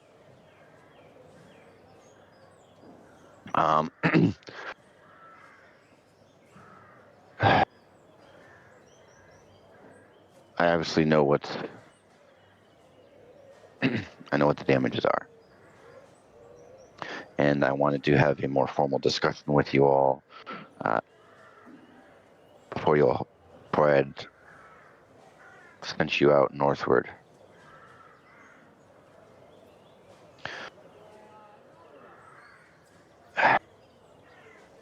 And he kind of opens the door and begins to gesture you all downstairs. And he kind of in this quieter space, he get kind of quiets down, knowing the reverberations and the echoing of the steps. I'm willing to make a deal, but it will be with all. But it will be with all of you. And as he follows you all down the stairs, you guys enter the chamber. There's the drunkards that there's only about 1 or 2 in the central tank now. Couple, like 1 or 2 cells are occupied, but most of them are empty. Will, you would know that the newer locks were meant to be a suppression system for breaking out, as you can see it contrasting against the rotted iron. And he sees the lone Teeming Legion member and waves them upstairs. Hanson. He kind of nods, and now that you all have seen the scope of them, and Six is a little bit more level-headed, he stands about 6'2", 6'3". So the only one really taller than him is Liz, but he's just as wide in musculature. I make his way up the steps, and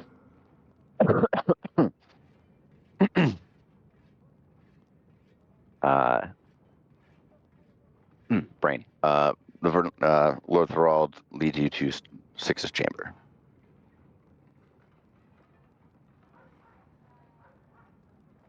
You feeling better? There's just that soft glow from a burning cherry that just barely lights up like above her nose and just under her eyes. Aside from that, it's mostly dark except for the little bit of light coming from the window and what minor torchlights coming from the outer hall. But she's sitting with, along the length of the bed, one leg down, one knee propped up, and the hand that she had used to batter the lock is just draped over the knee that's upward, and it's just drip, drip, drip.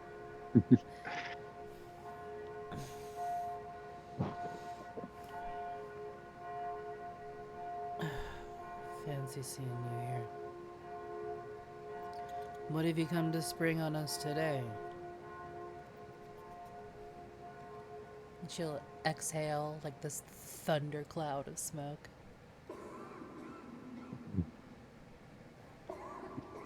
He looks to you, and kind of looks at the lock, as he's about to reach for the key that's laying next to it, before grabbing essentially a crowbar. As he opens it the rest of the way. I won't add that to your damages. Yeah. And he steps into the cell and gestures the rest of you in. I'd be careful. Rue.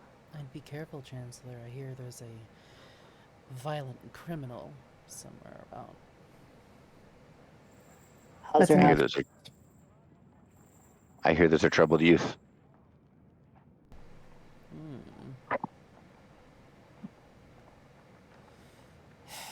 Ruby walks up and heals Six's hand.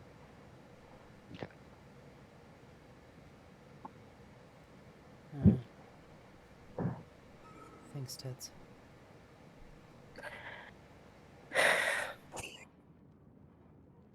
There is No a problem, Spicy.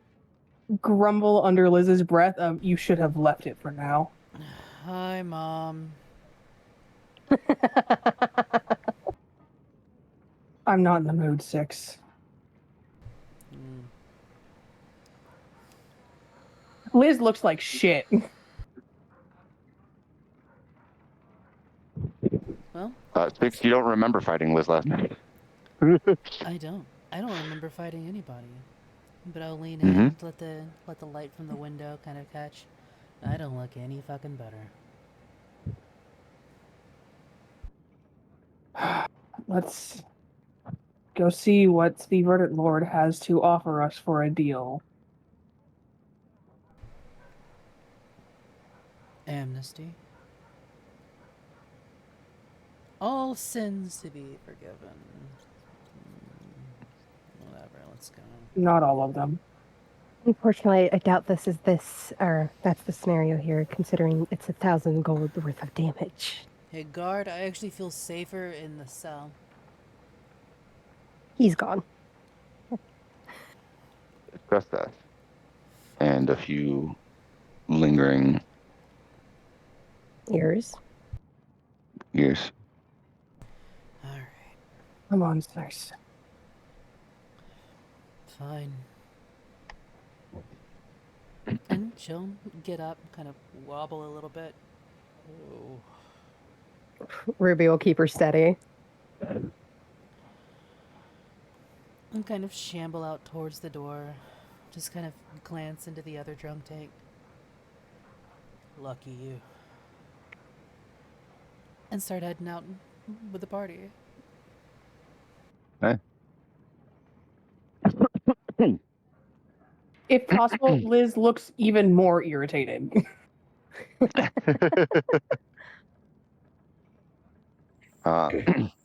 He leads you all back upstairs, down the main hallway to the central chamber that leads up the steps to eventually to the third floor. To what essentially is palace grounds, even though he doesn't really have grounds, just the building itself.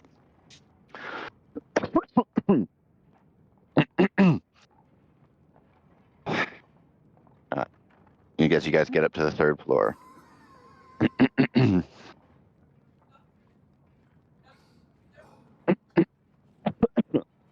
He leads you to another set of doors into what's the equivalent of his living space. It's trying to be ornate. It's modest, but it's still got a few gold frames, lightly gold filigreed paintings. Nothing too particularly eye-catching, with the exception of a lone willow tree, wider than average and a little bit shorter, heavily shadowed, and what looks to be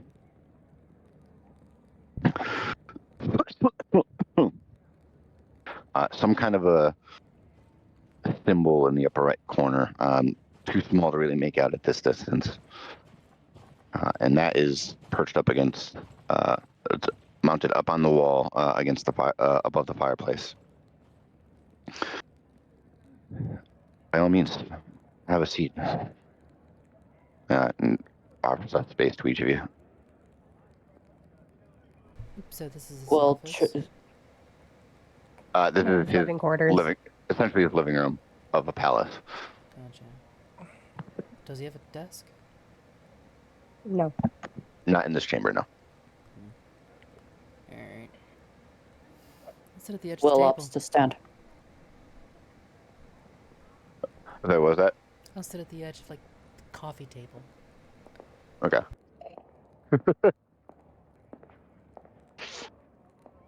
well ops to stand. Okay. Ruby's gonna sit near 6, still just kind of generally checking her over for any more injuries and fixing her hair a little bit. All right. It is a mess. She tossed and turned. Bird Buddy, how Get about you? fixed. What are you doing? Does BB notice anything with the passives? You definitely would have noticed the painting. And the symbol is a little bit clearer to you, but it's not one you recognize. I'm trying to think. Kind of, good lord. Just below the tree, actually on the mantle of the fireplace, is a single hand painted picture, incredibly detailed. Definitely the craftsmanship of somebody outside of the neutral zone. It depicts. Good lord. Sorry. Thank you for the follow, Obsolete Egg. I like your name. That's adorable. Really appreciate Yeah. Ugh. it. Egg. They're a good egg. Ugh. Egg. Egg. The photo depicts a younger Harlan Thorald, maybe about 20, and his grandfather, elderly, hunched back, and kind of hunched over, right at the edge of probably when he passed away. But no other pictures.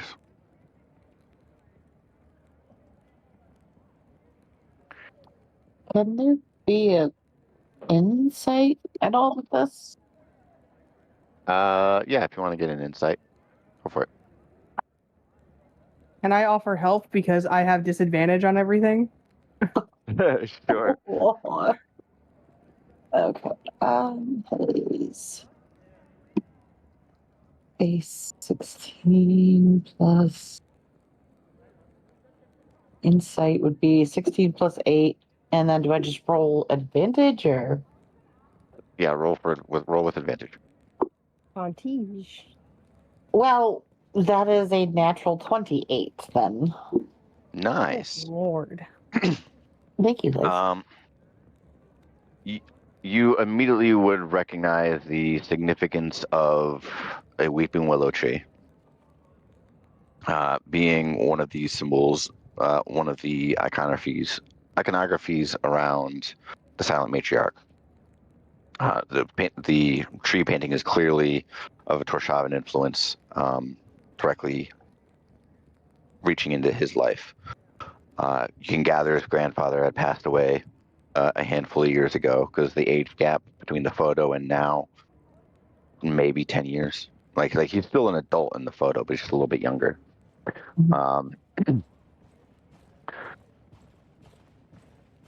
And based on the position he holds, he likely hasn't had a chance to continue a family, continue his bloodline, and have children.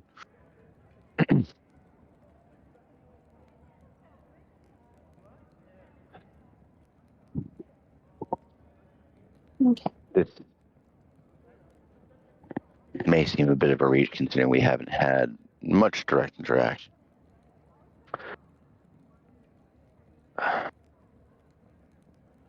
But with what Orgrim and Ivan said, you had lost your father figure, 6, and your parents. Yeah.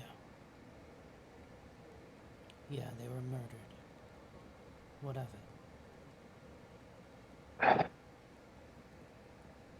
it? I know that pain. Despite some of the buzz you would hear around the city regarding my father,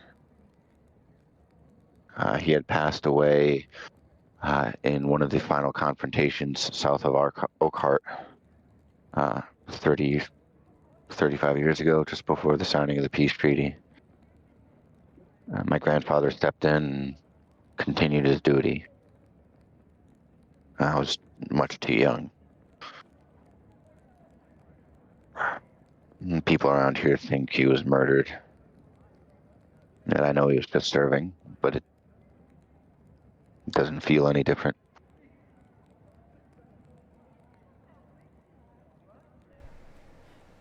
Yeah. Doesn't feel any different. The man who murdered my family was at your party last night.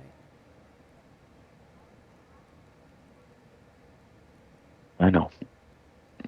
And 2 of the 8 people that are under consensus of murdering of mine were at the party. Sorry, retcon 1 because the old magistrate didn't exist back then. Apologies. Blech.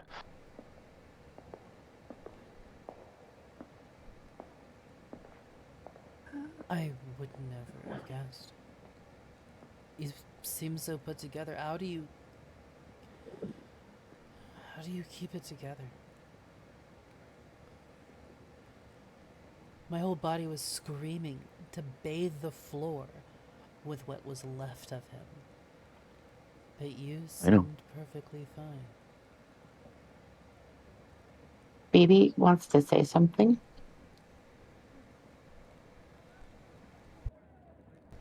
What's up, buddy? Can BB say? BB's actually going to look at 6. And they're going to kind of hobble over to her a little bit. And in a, what would sound like a feline-like voice, is that, and they're going to say, there's a point where in the scale of depravity, the levels of horror simply don't matter. Many that live deserve death, and some deserve life. Even if we're able to give it to them, we should not be too eager to deal out death and judgment. Even the very wise cannot see all ends, and you may be sparing them from something even worse than they actually deserve.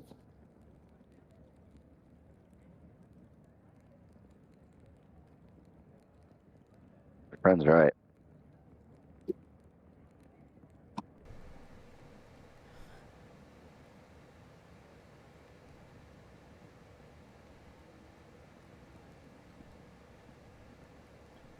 I'm sorry. I'm like I as the player.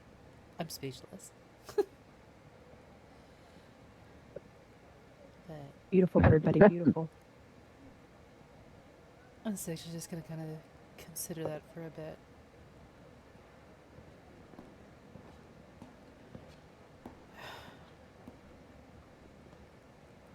I'm sorry you had to see that again.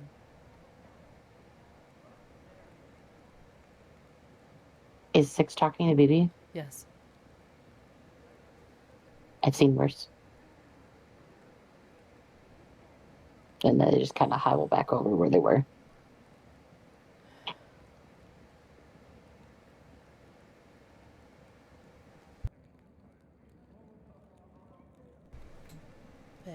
But with that, now instead of righteous fury, it's just shame. She's ashamed of herself. Harlan kind of sits up, walks around the coffee table to you,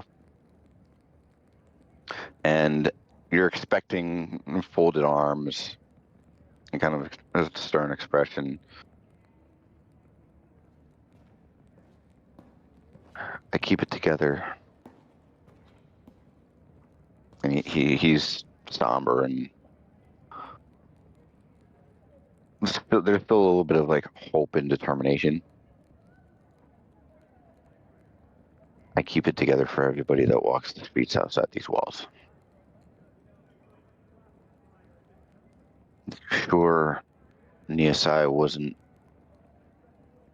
the Topaz magistrate in that time, but after 40, 50 years, 60 years now of us trying to build the neutral zone up. A lot of people here just see them as titles, and the sins those titles carry continue on year after year to the next person and the next person. My father gave his life believing in Solaris and what the people here can be. So if I come across somebody who's troubled, I do my best to understand them.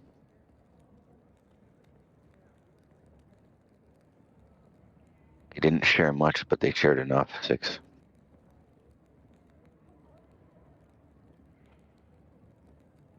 Anyone in your position would have done the same.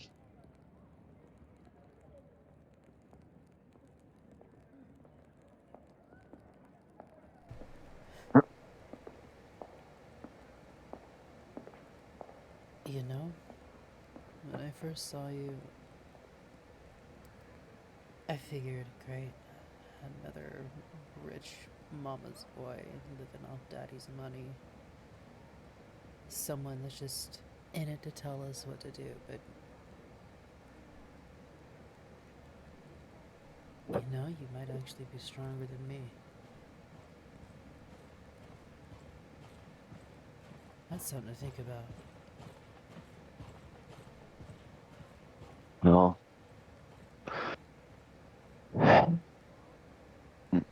he kind of looks over to the photo that's beneath the willow tree painting.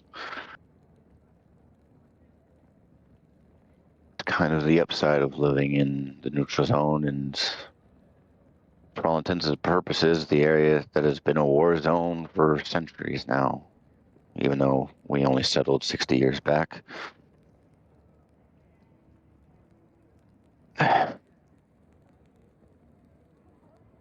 My grandfather, he was a scale guard, and he had conviction and strength, determination. But at the end of the 23rd peace treaty, when that was signed, and he decided to stay behind with the people from Torshavn, he knew that going back likely would have meant death. And he kind of looks to the tree.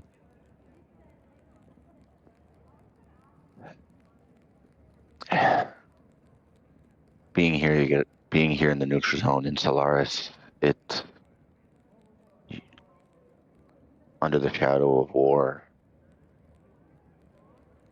you get a perspective on things. It's not the money, it's the people. Going back would have meant death?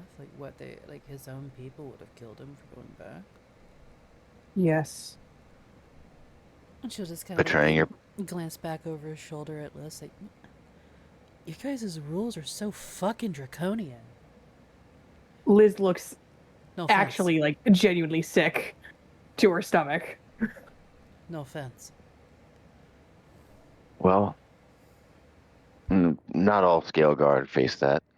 You know, there is still the understanding of soldiers and orders. But it's pretty hard to ignore when a crusader leaves his post. Liz, history check, please. Doing it. Ooh. Higher than 15 on the die. Higher than 15 on a die. All right, we're at 16 plus 1. 17. Nice. Good job, Liz. We're proud of you. Quick, snap a picture. Let's put that shit on the refrigerator so we can all see I it every wish. time we walk No. by. No, I wish I could. My phone camera is actually broken. I cannot take photos anymore. Oh, that's Aw. unfortunate. And when I took it to get Thank fixed, you. the guy showed me the back order that it goes, yeah, the part's not going to be available for at least 6 months. You're better off just trading in. I'm like, great. Yeah. Woo. All right, let's continue. But if anybody else watching, when he mentioned the strength, will, and stuff, Liz goes from looking kind of pissed off to looking like she's about to puke. You have Gonna throw that at me perchance- twice in a fucking day. Yeah. Perchance, do you have a bucket for her? She looks like she's about to toss her breakfast. If you try Although- to give me a bucket, I will eat it. Okay then. He kind of looks a little confused, and yeah, Rucker's told me just enough about you, Liz. And as you're kind of like processing everything, his grandfather being a crusader and a traitor to the Scale Guard, you fall on his last name, Thorald. Thorald, you can gather, was a decision based on the draconic clave and a clave mashing together, translated into common to mean Trustfell.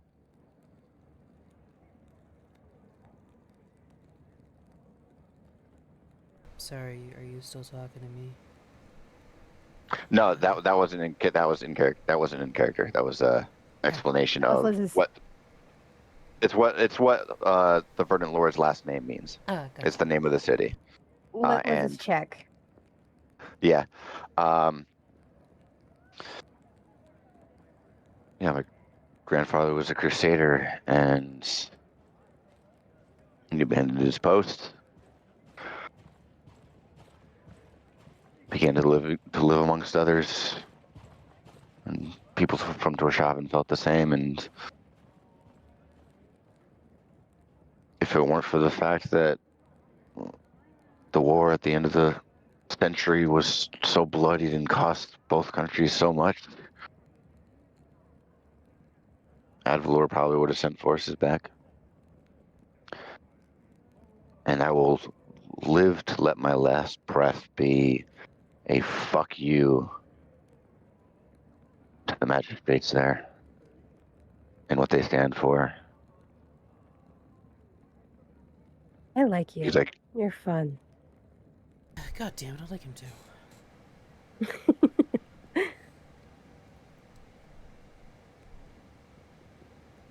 so.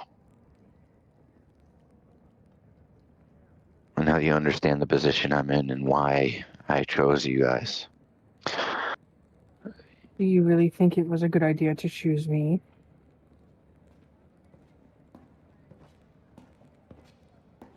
He kind of smiles, and he gives you there's like a slight twitch to his eye as he makes eye contact with you. Give me an insight check. Can Bibi assist with that? Sure. I mean, I'll Bibi take would have. I'm gonna assist you anyway.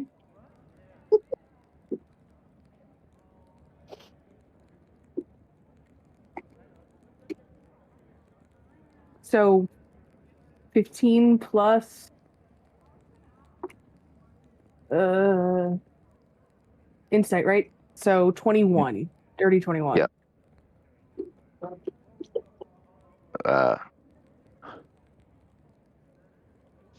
1 second. I'm going to message you something. Oh, great.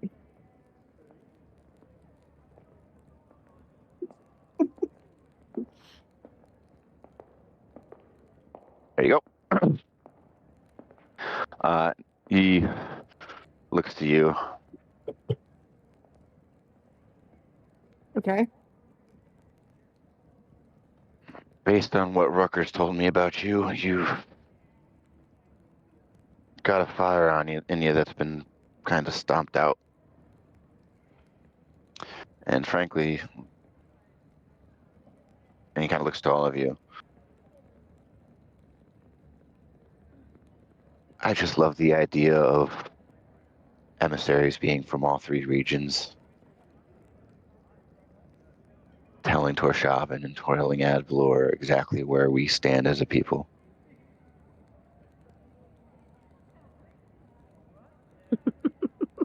Is that why you put together some team that, honestly, if you were to name us all, would seem like the beginning of a really bad joke? I mean, Probably. he really put us together. Yeah, I didn't really put you guys together, but it does sound like a really bad B-rated play. Right, Yeah. yeah. 2 cops, a crazy ex-girlfriend, a cat, and a bird, and a psycho convict all walk into a bar. There are no survivors. Who's the crazy ex-girlfriend? Baby's laughing. Moving on, moving on. So Torshavn, that's where we're going. Where do Torshavn.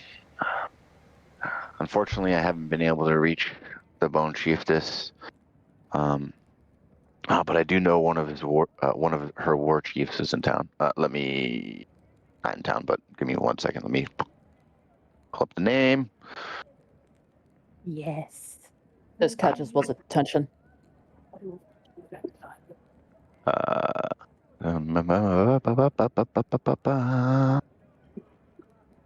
Gimme name.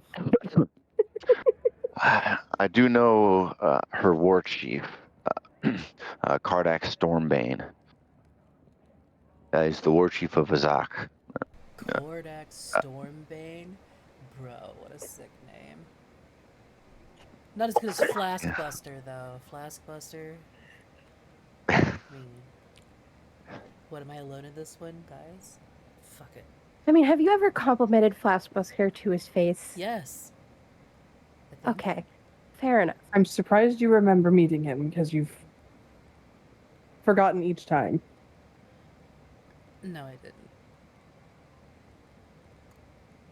I don't remember It his is a pretty first good name. I don't remember his first name, but I do remember Flaskbuster. Rucker. Rucker. Rucker, thank you. Yeah. I knew he was saying it wrong. It is a pretty cool name. Kardak, however, he was in the same situation I found myself in when forming the Legion. Back then, since the turn of the century, we've been a militia slowly becoming a force. He was around when the Julian Guard came into being. He's a 200-year-old son of a bitch, Loxodon. He's due to be in Desgroor. Wow, I heard about them, never encountered The one in person. the Julian Guard. The Julian. name of the guard up in Torshavn. Much like the It's Teeming June. Legion or the Scale There's Guard. nothing in between the L and the N. The June Guard. Close enough. Julie. Yeah. Liz is also attempting to say it. She's not doing well. June. June. We've already been over the fact that I cannot speak proper common most of the time. Well, he kind of. I'm a little rusty on my Torshavn, and he kind of smiles. Well, I'm just asking because I've never heard of them.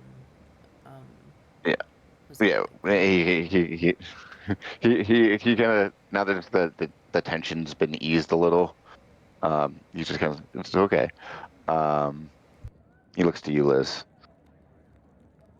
If it makes it easier, the Torshavn Juln, the Torshavn word, it's just jewel in common. Effend? What was that? She just says Kethend, which is gemstone. Cathins, yes. Hmm.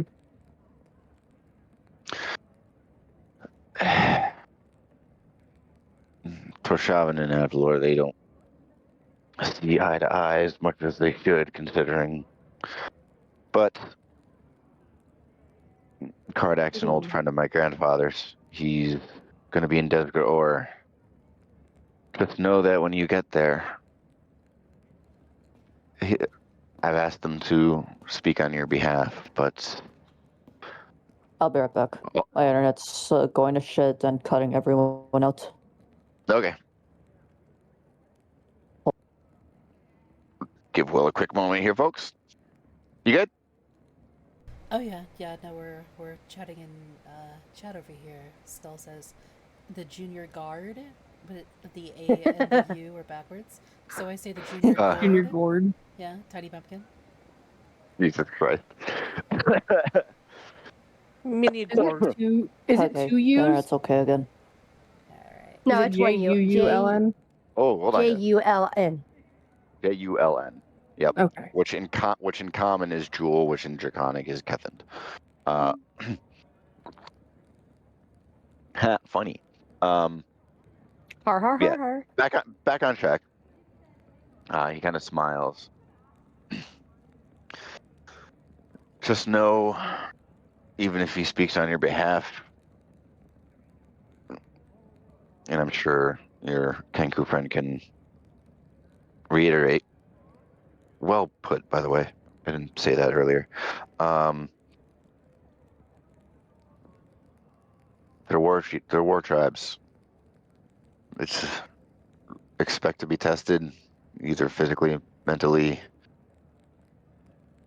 It's more than just words there, and you a place and nobility there. Most of the orcs I've met I've gotten along with. We just sort of seem to understand each other. I think Well- strength we're good in. And you all should fit right in. Now, in regards to the incident, Mm-hmm. obviously we have witnesses. They're going to be compensated. I had planned on paying you all 1,000 gold when you get back from Trustfell. Just take my cut. That is all of our cuts. And just take mine or I'll make up the difference. It's I'm glad. I fucked up. I'll pay for it. Don't put it on them. I am responsible for you as well, Six. Shut up, Red. He Try right, that again. kind of raises his hand. We can discuss how. Oh my God, what happened? No, you're good. You're good. We still hear you. You're good. Okay, I was It's- Will stepping out again. Okay, It's Ark. yep.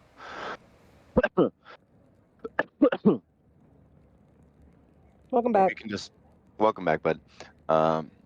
We can discuss how we split or not split Liz's share. But I'll need a word. I'll need your, as a group, I'll need your word. Don't set foot in Trustfell for at least a couple months. And I know it's about a month and a half to get there, so to get to Death Grower from here. So it's gonna be You too should bad. be good then. Yeah, I kind of should step out anyway. Yeah, I mean, a couple months of exile. That's honestly. I not- doubt it's exile. Really? I mean, we're being asked by the leader of a nation to not come back for a couple of months. It's kind of an exile. Just asking It's better to than lay being low. told never to come back. Oh, well, That too. this is, a temporary exile light. I can't believe it's not exile. Well, it's not my first time being exiled.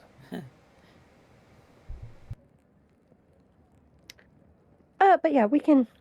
If it takes a month for us to get there and back, then and depending on what we do up there, we might be gone longer. So that should be quite all right. Fantastic. You guys come back here. By the time you And get I back, at least say bye first. of course, I actually had Octavia and Strata stationed at the North Gate. So, There's anxiousness with BB. And me too. Yeah. Lieutenant's not gonna be happy to see me.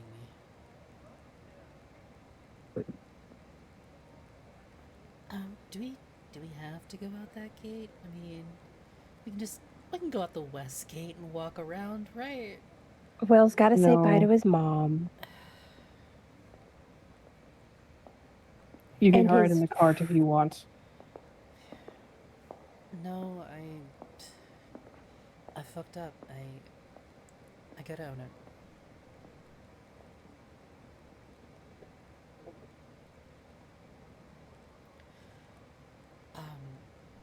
Will that be all? Lord. yeah, Harlan is fine. I was expecting you all to arrive, so I've already gotten word that your your friend Iris is on her way. I'll just wait outside. The back entrance by the main thoroughfare and keep a low profile for the next couple hours, and you'll all be safe. A lot of what my family has worked for, it has been embodied in all of you, and I'd like to see it come to pass. pass it on our shoulders, yes. I do want to have that I hope this was- conversation another time, though, because we really should be heading out if we can get there on time. All right, then let's get going. Okay. And I'm sorry, I as the player didn't hear what his name is. Harlan Fuck's Thorald. sake. Harlan. Okay. So yeah. You're- I'll get you the spelling, Angel. Thank you. So Already got it. Six will stand up and just put her hand on his shoulders. Stay awesome, Marlon. I'm sure Orgrim and I haven't told you what I used to do. I don't want to have to do that here. I was at the tournament. I don't want to have to do that here. I'll just He shakes your hand. I'll just pat and shake his hand and head out. Okay. And Hangs back for a moment. BB Just to is ask- too. Okay. So, Liz doesn't mind Vivi hearing this. Okay. Sometime, can you explain what it was like knowing a crusader?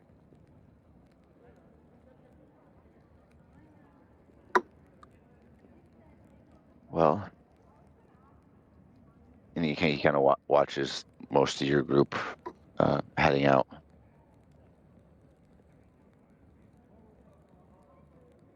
I already know you've served under one. And who knows what lies ahead. But if she can get on track, she could be a pretty damn good example. Don't you think?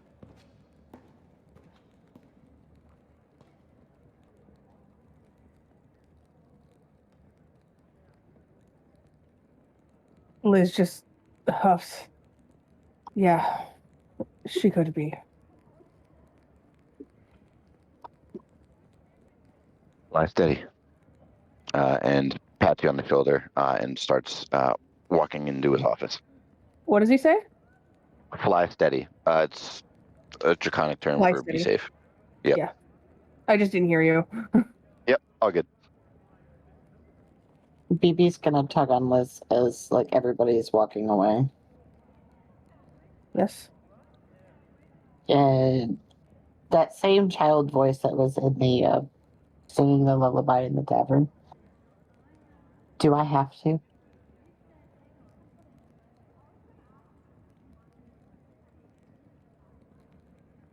Liz just turns to like actually fully look at Bird Buddy. Do you have to what? I don't want to. Go back to Torshavn? Kind of nod. You don't have to, but I have a responsibility to take care of, and I'm quite frankly tired of running from my responsibilities.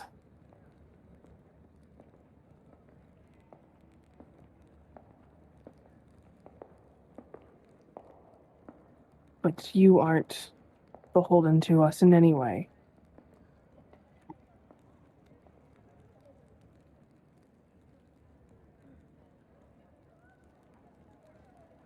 Okay.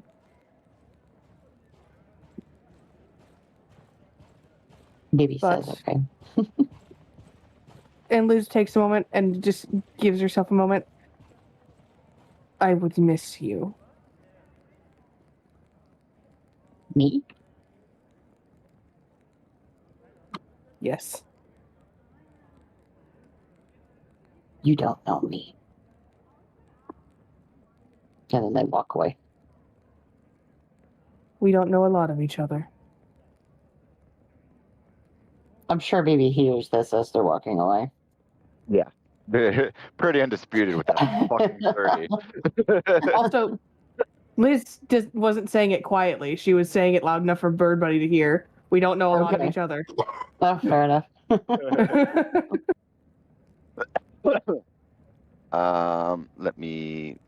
We're gonna hop over to Iris real quickly. Let me pull up the shop list. So many folders. God, I hate myself for this. Know my pain, John. Know my pain. Sitting here trying to sort through all this lore. Tell me about it. We've only just begun. So, Too late. Iris, Yes. you've been, after peeling away from the party, the eyes kind of being on you by the guard, like it's a familiar one, and you kind of go through your usual back routes, slowly making your way to the Gleaming Melancholy. And you see the familiar two-story stone-walled building with that yellow tile roof. And as you enter, it's the familiar, shabby. And now that you kind of have gotten some exposure, it does kind of it is a little reminiscent of like Torshavn with the little bit of fur. But it's the added glass files and higher end alchemical stuff that gives it that mishmash. And you see the familiar elderly turtle, Nilok, the wild, frayed blue hair, big bulbous glasses that magnify her eyes. Welcome back. Oh, ma'am, I hope you're doing well today. I'm doing splendidly, thank you. I came because I wanted to ask, do you appraise ingredients of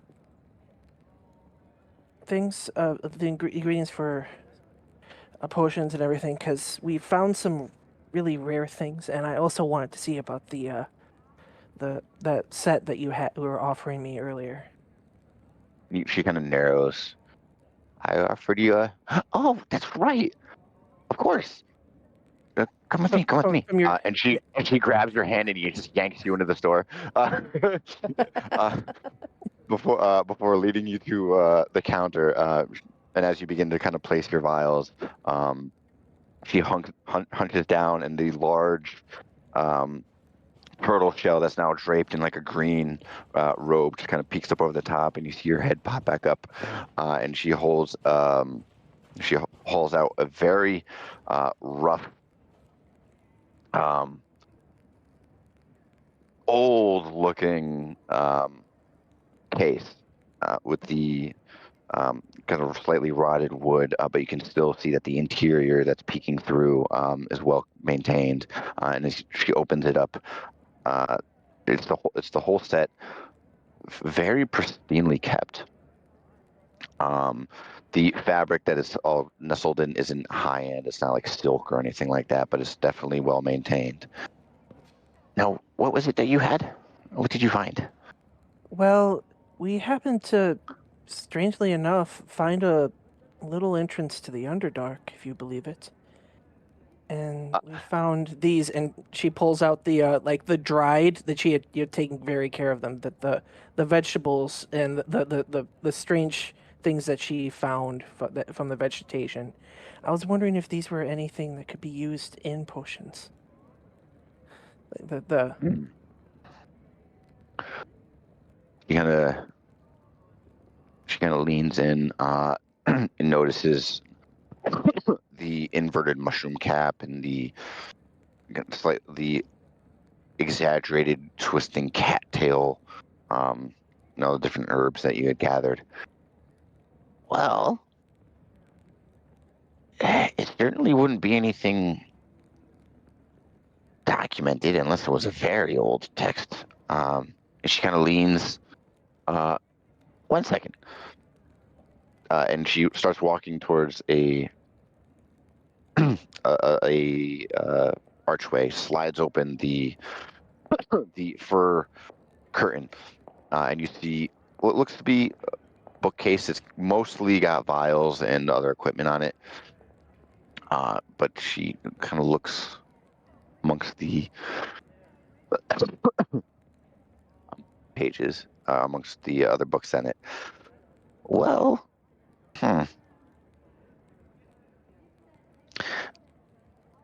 here, and she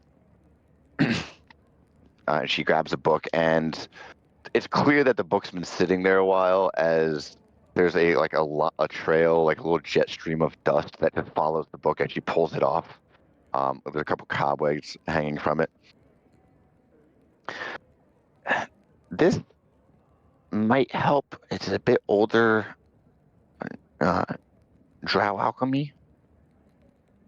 Nothing directly linked to the Underdark, but you might be able to mix and match if you have any other kind of recipes. I did find a recipe book from my father. There's some Torshavn ones, so, Well, if anybody knows potions, it's someone from Torshavn. And she kind of smiles and kind of like there's a little bit of extra energy and pride before the elder her age sets back in, and she kind of flips through. This might be a start. How many of each do you have? And this is me. I'm trying to remember how many of each herb I gave you. 10 of the underspines, 2 of the bleak caps, and 1 of the umber pine. I'll tell you what. If you give me one of the bleak caps, and she points to the kind of like the twisting cattail, and if you give me 2 of those, you'll have 1 of each remaining. That way you can at least have 1 attempt at making something wholly unique and wholly from the Underdark. But I wouldn't do it in a more common place like this. Yeah. I figured as much. I just need something to start with. The spine of whatever that. What is that a spine of? The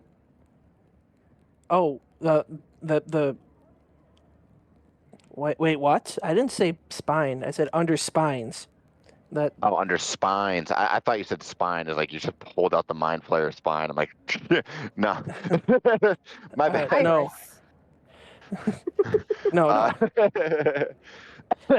Fair enough. It says 10 under pines. And under pines. Under That's right. under spines and 1 under pine, umbra pine. Yeah, Gotcha. I Okay. put it into the no mic. Sorry. Okay. Gotcha. All right. So let me go back into no mic.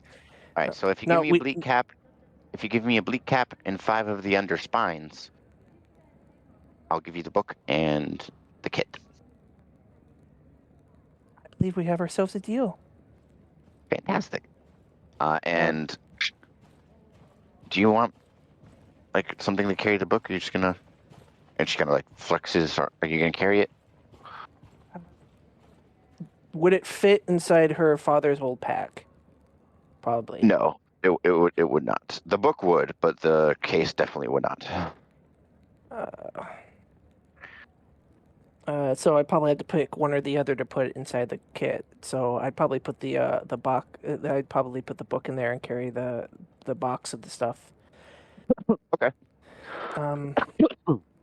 While I'm here, did you happen to get any supplies for making healing potions? Healing potions.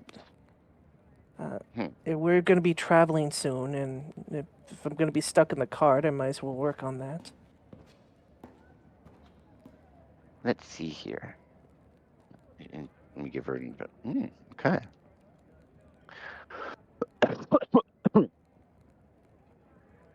Well, I do have some. I got a little. I got one ingredient from Torshavn, and then I just picked a little bit of some emperor nettle this morning. And she kind of hustles back, and she pulls out a fistful of what looks like thick grass.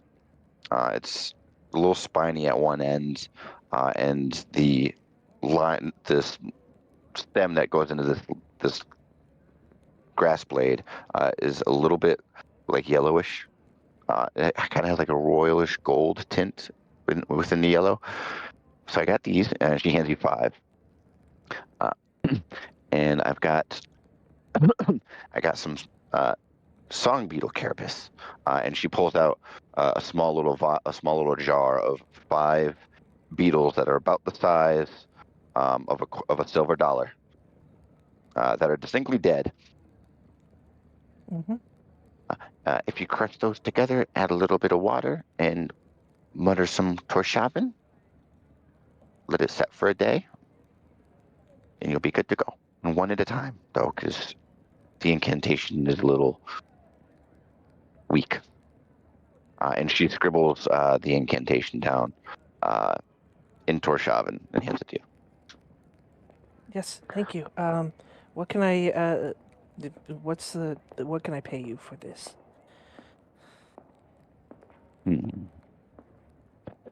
Let me give her a.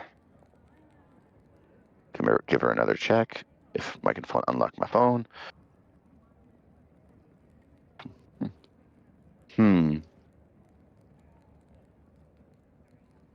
How about this? If you give me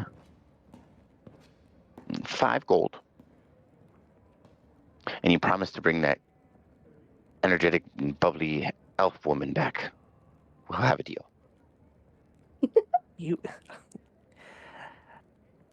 I see you have very good taste. Yes, that's a deal. Fair enough. And she hands over the song beetle carapace carcasses and the emperor nettle, which the emperor nettle she'll wrap up in a little bit of cloth and tie it off for you. And she takes out the 5 gold and hands it over. She stashes everything she can in her pack. Fair enough. So as you bid farewell to Nalak, you start making your way back east, and kind of ducking through the roads back to the palace. It takes a little bit longer now that you're carrying the alembic set, because now that you have it down in front of you and you're holding it, while it is heavy, it is large. And the rest of you, as you're as you see her approach, you see Iris kind of dual wielding the handle with the large case in front of her, doing like a little bit of a waddle step Almost like a schoolgirl with a lunch pail, like excited Mhm. energy. Oh.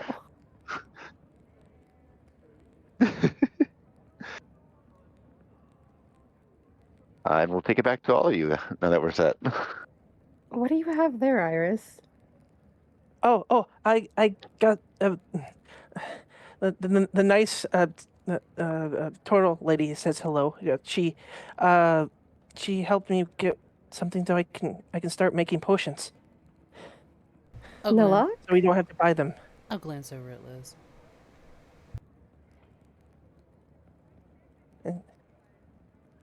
Well, we have been asked very kindly to start heading out, so I guess we okay. should go back to the tavern, pack up, and start heading out. 1 second though. She sits down the case and she runs over and gives Six a big hug. I'm so glad you're out. Oh. Just give her a squeeze. Yeah, I'm I'm alright. sorry we left you alone. It's fine. I'm fine. Just had a rough night.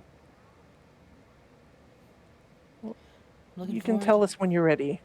Looking forward to you showing me that the what's a jig. Alchemy kit. Yes. And show me how it works. On the way though, let's we've kind of been exiled for a couple of months. Oh, Put it shit. so dramatically. I mean, it's what it is, right? Like we've don't come back for a couple of months. That's kind of what it is, right? I mean, to an extent, but we didn't need to stress her out. I'm not stressing her out. This is entirely my shit. From all of the neutral zone or just Trustfell? Trustfell generally. It's just Trustfell. Oh, okay. I was a little worried it couldn't go back and. You know. No, Okay.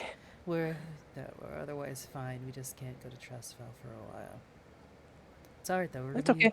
We're gonna be spending most of our time up in Torshaven anyway. It's gonna take like what, a month to get there. It takes a month to Okay. get there, and then you might get Month and a dragged down. half. Month and a half Month and a to half. 2 month and a half to 2 months, depending on how marshy the land is. So honestly, it really does work out. We head out now. We'll get there on time, and by the time we get back, we'll be allowed in the city again. It's not a big deal. Well, that was very nice. All right. And then she goes back and grabs her case and actually uses Mage Hand to help steady it in her hands. You want me to help you with that, kid? Yes, if you want. I know you don't look well. I'll be fine. Just, I'll be okay. It's just it's a passing illness, maybe 24 hours, and I'll take the case and I'll hold it, no issue.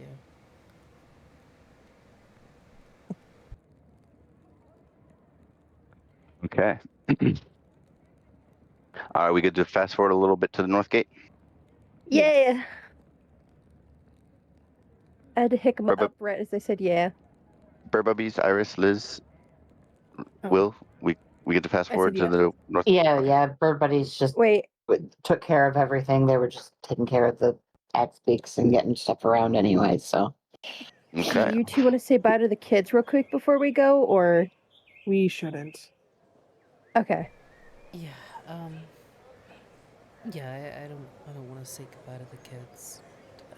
Sarah's already knows that we're heading up north, and if we try to say goodbye, it's just going to be a long, drawn-out ordeal. If we just go, then we're just not here right now. You know what I mean?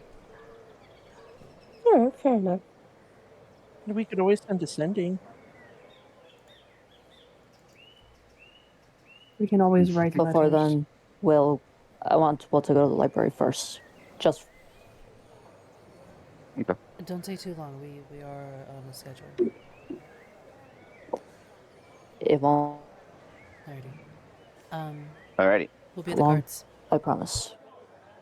All right. Right. So as I get to pack Will things. yeah. Will first goes to the library and All right. So as the rest of you head to places the his hold on, hand Will. on the plaque, says goodbye to I his think parents, he can't hear us. and then goes. Yeah, he can't hear I think- us. Will, buddy. Will, are you there?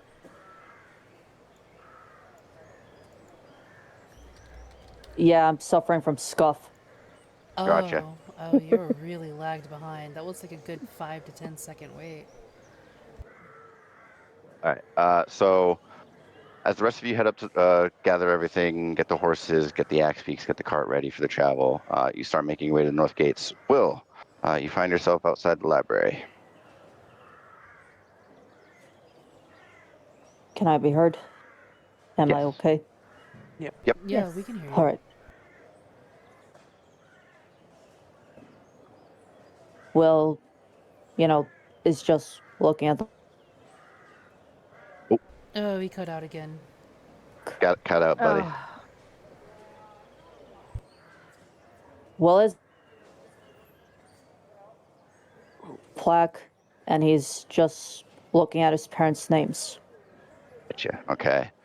So you take a moment, look over their names, look over the names of everybody else from your home. The hundreds, nearing 1,000, now dwindled down to a handful that you've lost contact with. You take a moment. You think to yourself, we've only just begun. What lies ahead? And you maintain that promise and that desire, that obsession to find out. And you smile and look to your parents' names. You salute and start reuniting with the party.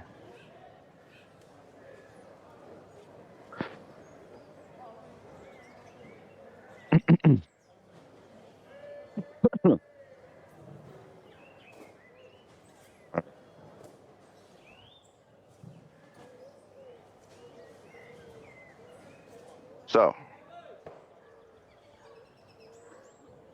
back at the north gate as you get reunited with Will. Yeah. You all see a smattering of teaming legion and a couple of members of the Jewel Guard idly chit-chatting. The tension has definitely been reduced. Drada's kind of casually elbowing one of the Jewel Guard and a couple of teaming legions and having a good laugh. Then you all feel a stern set of eyes coming from the portcullis. Is she Will looking is at me? ignoring her. She's looking at me right now, isn't she? maybe. I'm just kind of timidly nod a little bit. It's like, right. Don't look at her. Don't look at her. We're just gonna go. Okay. No, Will has to say bye. Yeah, Will is ignoring her.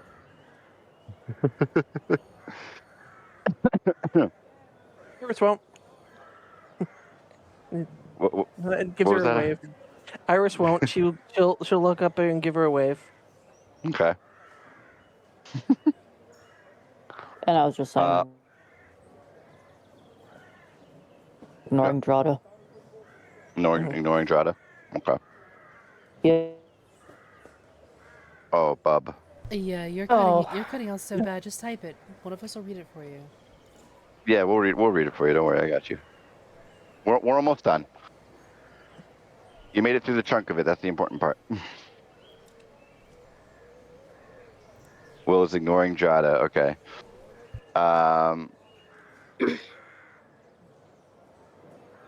Bird Buddy, with your passive perception, all of you can hear she's doing the roaring with laughter that you guys have known her for now. But there's like a little bit of a chill that kind of runs up her spine when she also feels Octavia's eyes narrow. And one by one, you kind of begin to trot past on on Lady. She doesn't turn her head.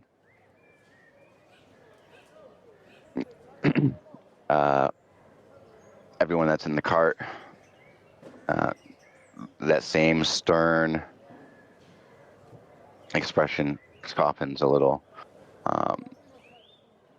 She gently pets Loddle, who's absolutely ecstatic to be out on the run, out on this walk now. Axe is frustrated, knowing he's going to have to tolerate hauling the cart and his brother.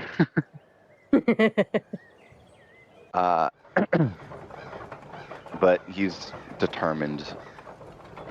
But he's giving casual glances back to Bird Buddy, and all of you pass. And Will, as you're kind of bringing up the rear on Prince, Drada and Octavia kind of closing on you a little bit. And there's still that tension. Octavia looks to you. Get down.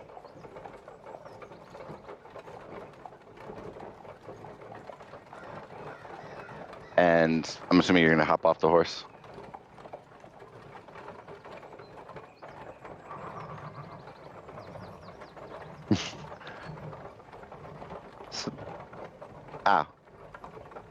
One second, folks.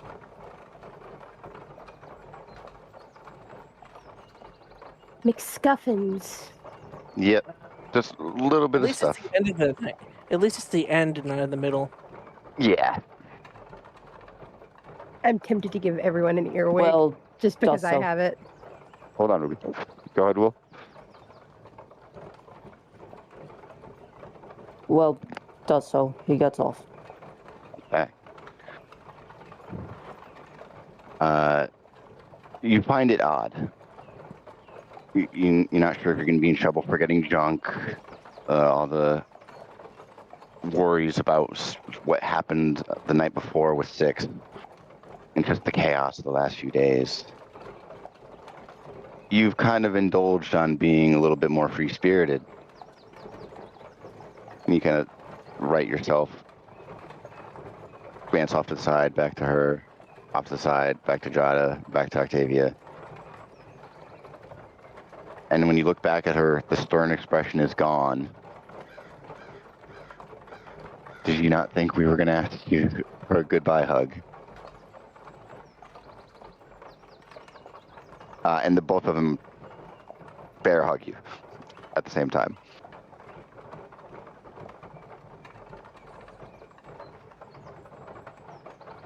Just hugs back. It's less enthused on Jada's end. Just giving her a pat on the back.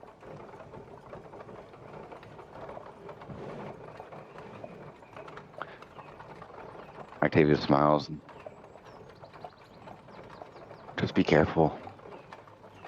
Look out for each other and look out for Iris.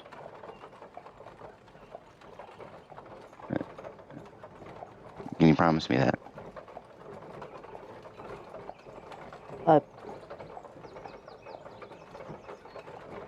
I promise. Oh. Okay. She smiles and, breaking the decorum, she kind of like palms the side of your head. Kind of like palms your face. So what was it like meeting Harlan?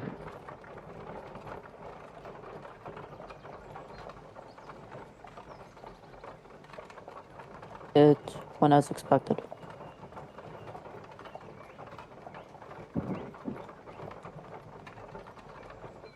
Yeah.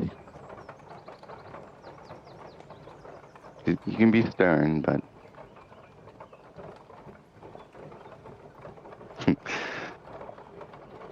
as much as he wanted me behind the desk, part of me wishes I could have been on his arm.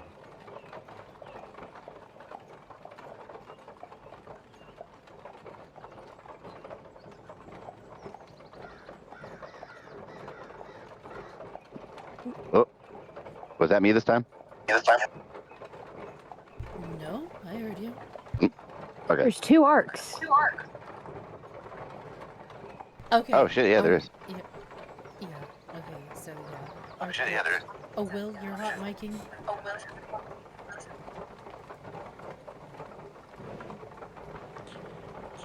We are experiencing technical difficulties at this time. Sorry, I just got frustrated and just switched to my phone. Fair enough. Octavia has cupped to the side of your face and said, he was always stern and he always wanted me behind a desk, but I would have rather have been on his arm. Yeah.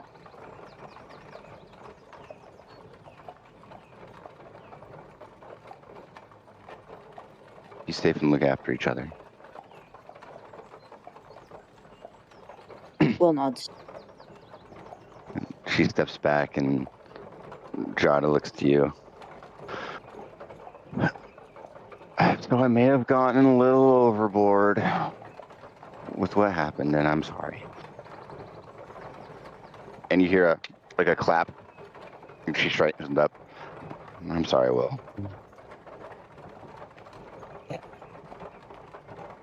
I'll probably forgive you by the time I come back.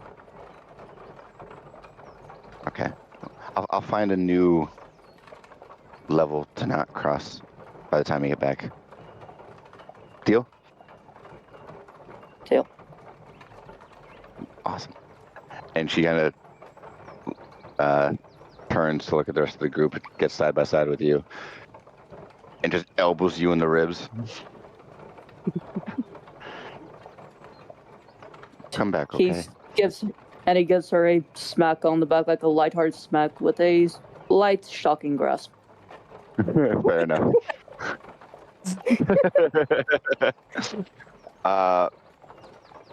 Like right on the But as- small of her. oh yeah. Literally shocking that ass. Careful. Hey, that's Careful, my you might job. like it. Careful, Will, you might like it. But as you climb back onto Prince, and Will, this is kind of an odd feeling for you as you make your way through the portcullis to catch up with the party. You look back. You've lived in Trustfell since you were 8. You've traveled here and there, small little patrols, but it was always in sight. And as you start making your way north, reunite with the party, one of the last things you guys hear before you get out of the earshot is Octavia. You all better bring my son home. And that's where we're going to wrap it. But elsewhere in the realm, a familiar half-elven man has made his way back to his home. So, Parrot, did you enjoy your time in Trustfell too? And he looks back as Parrot, a human male, tosses some of the belongings onto the side. Yeah, but I found something you should see. And he hands a piece of parchment over. And it's a flyer of a town crier.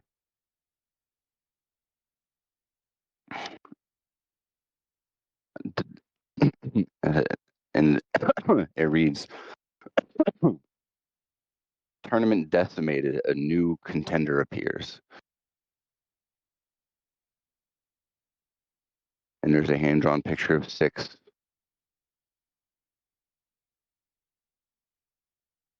Leaning up against the cage, a few of the party members in the background.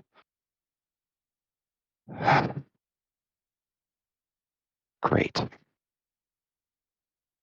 His eyes narrow on one in particular. That's not 6.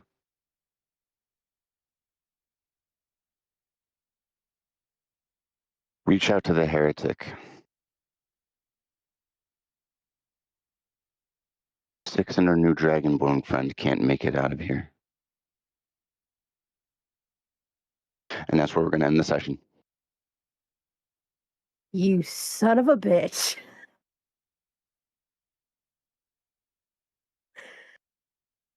Oh, motherfucker. Good boy, bring me more meat. Meat for the grind. Oh, John, I'm going to make him into a meat pie. A nice, crisp piece of meat. I'm going to make both of them into a meat pie. All right, so let me go ahead and get my my Okay, sign off here. calm down. Let me get my sign off here. Yep. All right, guys. I hope you had a good time. I definitely did. That was heavy, but it was good. Be sure to join us for our next session in a couple of weeks here, and to join us tomorrow for Waifu Wednesday. I'm going to send you guys off to visit with Mr. Brunswick. He is currently playing one of the Stalker games. No, the Call of Pripyat. So, yeah, stick around, and I will see you guys later. Have a good night. Bye-bye.